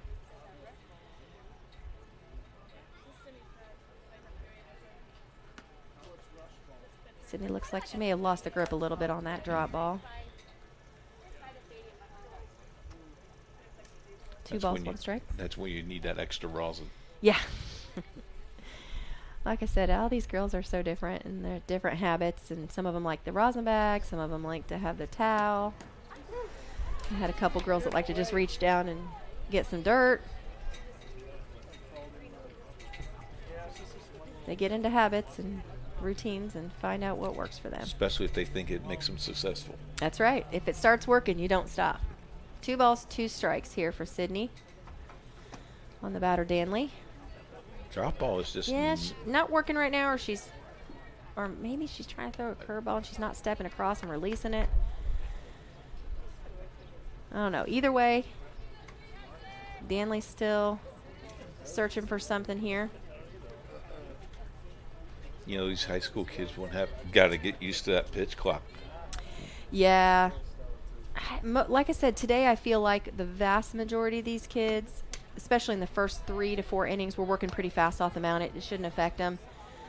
But it will affect some of these kids that like to work a little slower, have some routines they do between, receiving the ball back from the catcher and getting ready for the next pitch. Sometimes if there's noise and stuff, you're waiting, and if you're getting a verbal signal. Strikeout registers out number 1. But Sydney come back there to strike her out for the first out. Bringing to the plate, Western High School. Do you think they'll change the pitch count to 15? The pitch count? The pitch clock? I don't know. Has there been rumblings of that? Mm-hmm. Has there really? I don't know. I mean, high school softball, in my opinion, tends to move along fairly quickly. I mean, not always, but I mean, I could see it if you have some teams. It does make a difference. It's made a huge difference in Major League Baseball. I mean, you used to go to a Major League Baseball game and sit there for 4 or 5 hours, especially when they go into extra innings. Now you can go, and I go over to a Reds game and get home before midnight. Especially if you're a Chicago Cubs fan, because you're guaranteed 9 innings. It's true. Am I about to? Are you a Cubs fan? No, I am not. Okay. No. I thought we were gonna have another problem between us here. This is Brindley Erb from Western. No, I am a Boston Red Sox fan. I don't know how to win. Well, I'm a Reds fan, so I know that it's almost the All-Star break, so I'm about to be heartbroken here. They're going to start letting us down. Hopefully not, though. They've been fun to watch this year for sure.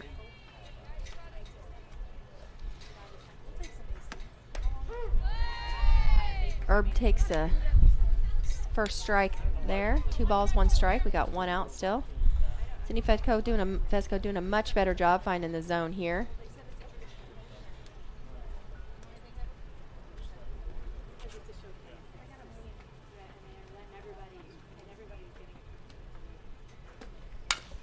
Another well-driven ball between the 5th and 6th hole for Erb.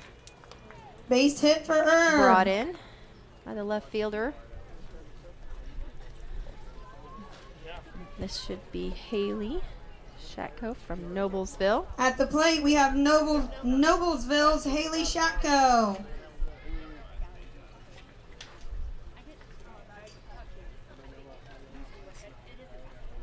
The game has definitely slowed down the last couple of innings. The pace has slowed down, and that's controlled by the pitcher. Oh, hit by pitch. Go get her. Definitely an accident. That was a rise ball that just got away from her. The Shatko wore that. Headed on down to first.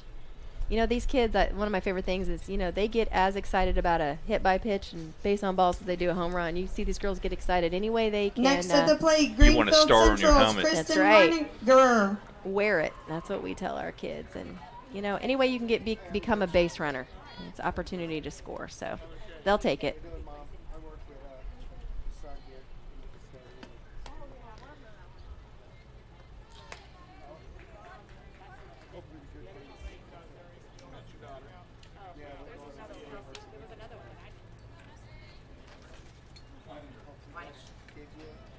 I'll bring up Kristen Weininger from Greenfield Central again.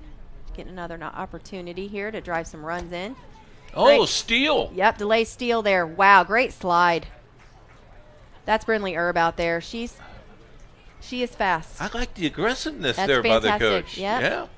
And that may have been a steal sign. She may have also just decided on her own. These kids are they know on a down ball, if that ball is kind of in the dirt there and they've already gotten a good hop off, especially second base, that ball's down. One bouncer to the shortstop for the out, but it'll bring in a run, and it'll move the second base runner to third. And they score a run. Some fun offense right there. Yeah. That's what happens when you can take an opportunity of a. Well, that's the All-Star game for you. Absolutely. Right? And these kids are ready. They get on the base. They're looking for opportunities to move up to the next base. You're always thinking about advancing to the next one. And this will bring up Kelsey from Elwood. She's popping. Yeah, she settled in here. I always at the plate, number 20, Kelsey feel Arms, like it takes Elwood an inning and Community. then some to get warm. She's seeing her fourth or fifth batter now, so if she wasn't warmed up before, she's probably close to it now. So hopefully we'll see some smoke and maybe a little bit of movement. That's a beautiful change up there on the outside. Just missed the outside corner there.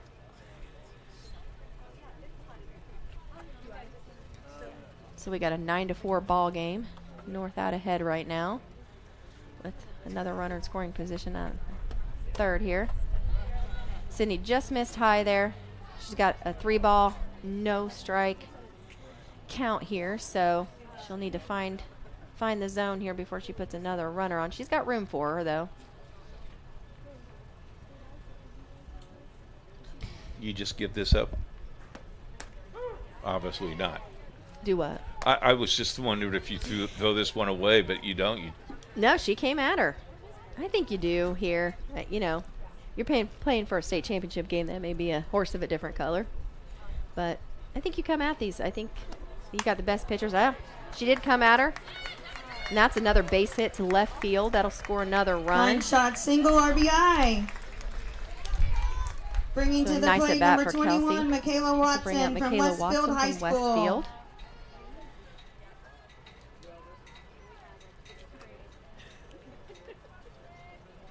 I think. Oh, go ahead, Coach. No, go ahead. No, I think South will be ready for a clean slate in the second game to start over. My thoughts exactly, and I think also while you play 7 complete, you get the players 2 hits Absolutely. in the game. You've given everybody a chance to bat at least twice. So, first attempted bunt of the game.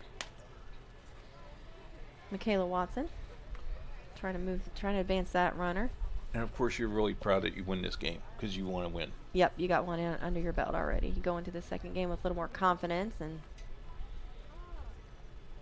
be anxious to see what pitchers we see in the second. We may see some of these pitchers come back. I'm not sure how deep some of the rosters are on either side. We'll definitely see some new pitchers, but it wouldn't surprise me altogether to see a couple of them maybe get another opportunity. Attempting the slap bunt here with 2 outs.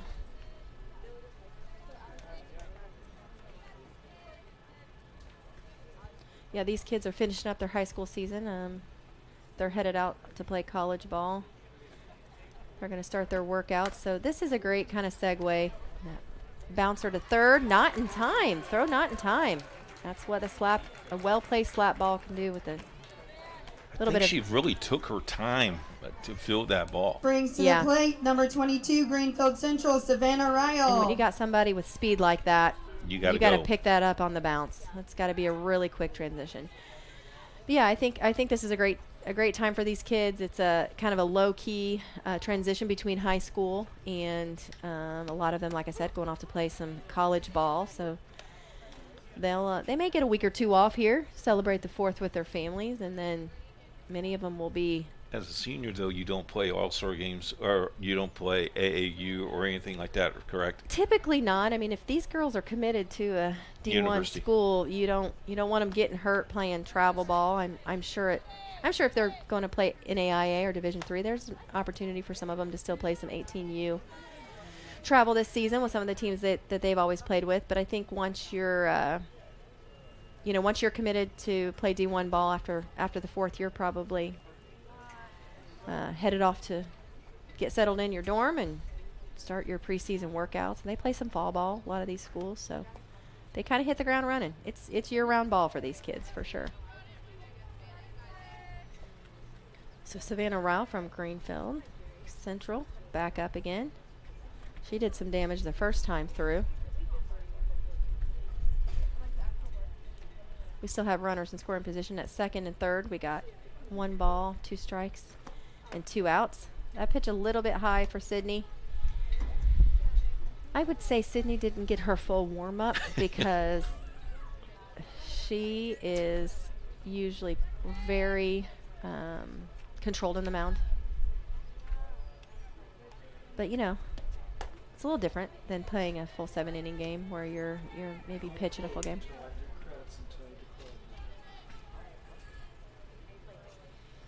So we're even up full count, or I'm sorry, we're at a full count here.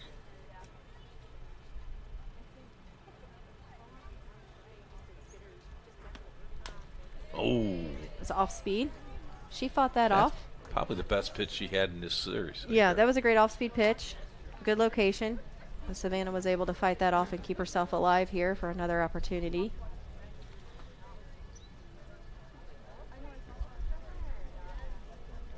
I like the pink gloves. Those gloves are pretty, yeah.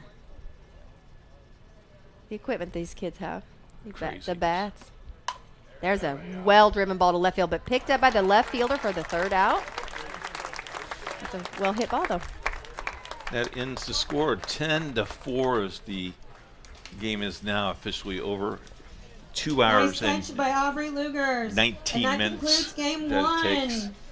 As teams now will Teams, if you regroup. could hang out in the dugout, teams and coaches, we're going to have a presentation here in between games. And then your girls will get food, and we will eat and take a break. So there we go. We'll take a break. We'll come back about 5-minute pregame, but I would think the break is about 30 minutes long. At this so time, we want to should be back. recognize the district coaches of the year. We thank you very much for joining We us. have 3 that were unable to attend this year, Okay, but we will we're gonna want to take the recognize public them address anyway. announcer. From District 1, Hanover Central, Sam Antowicz. With us today from Carroll High School, District 2, Cassie Antos. With us from Logansport in District 3, Molly Starrett. Not with us from Greenwood, Sarah Allison, District 4. South coach from Jennings County, District 5's Bobby Willis. And not with us from Vincennes Lincoln is District 6, Greg Kroger.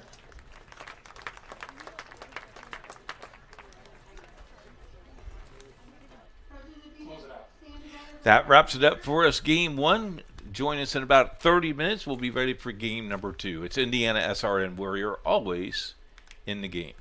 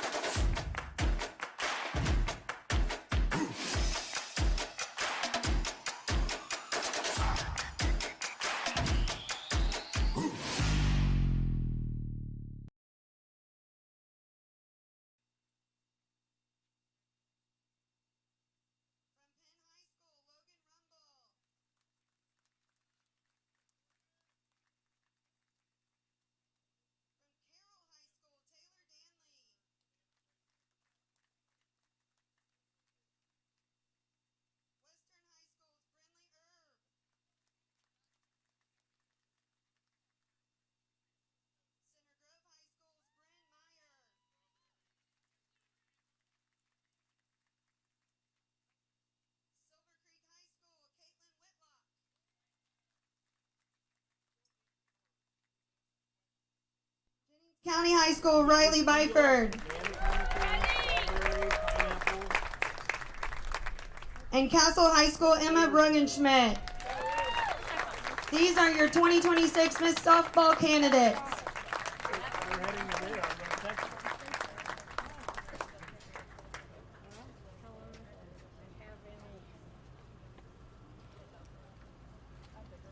And your 2026 Miss Softball is Western High School's Brinley Erb.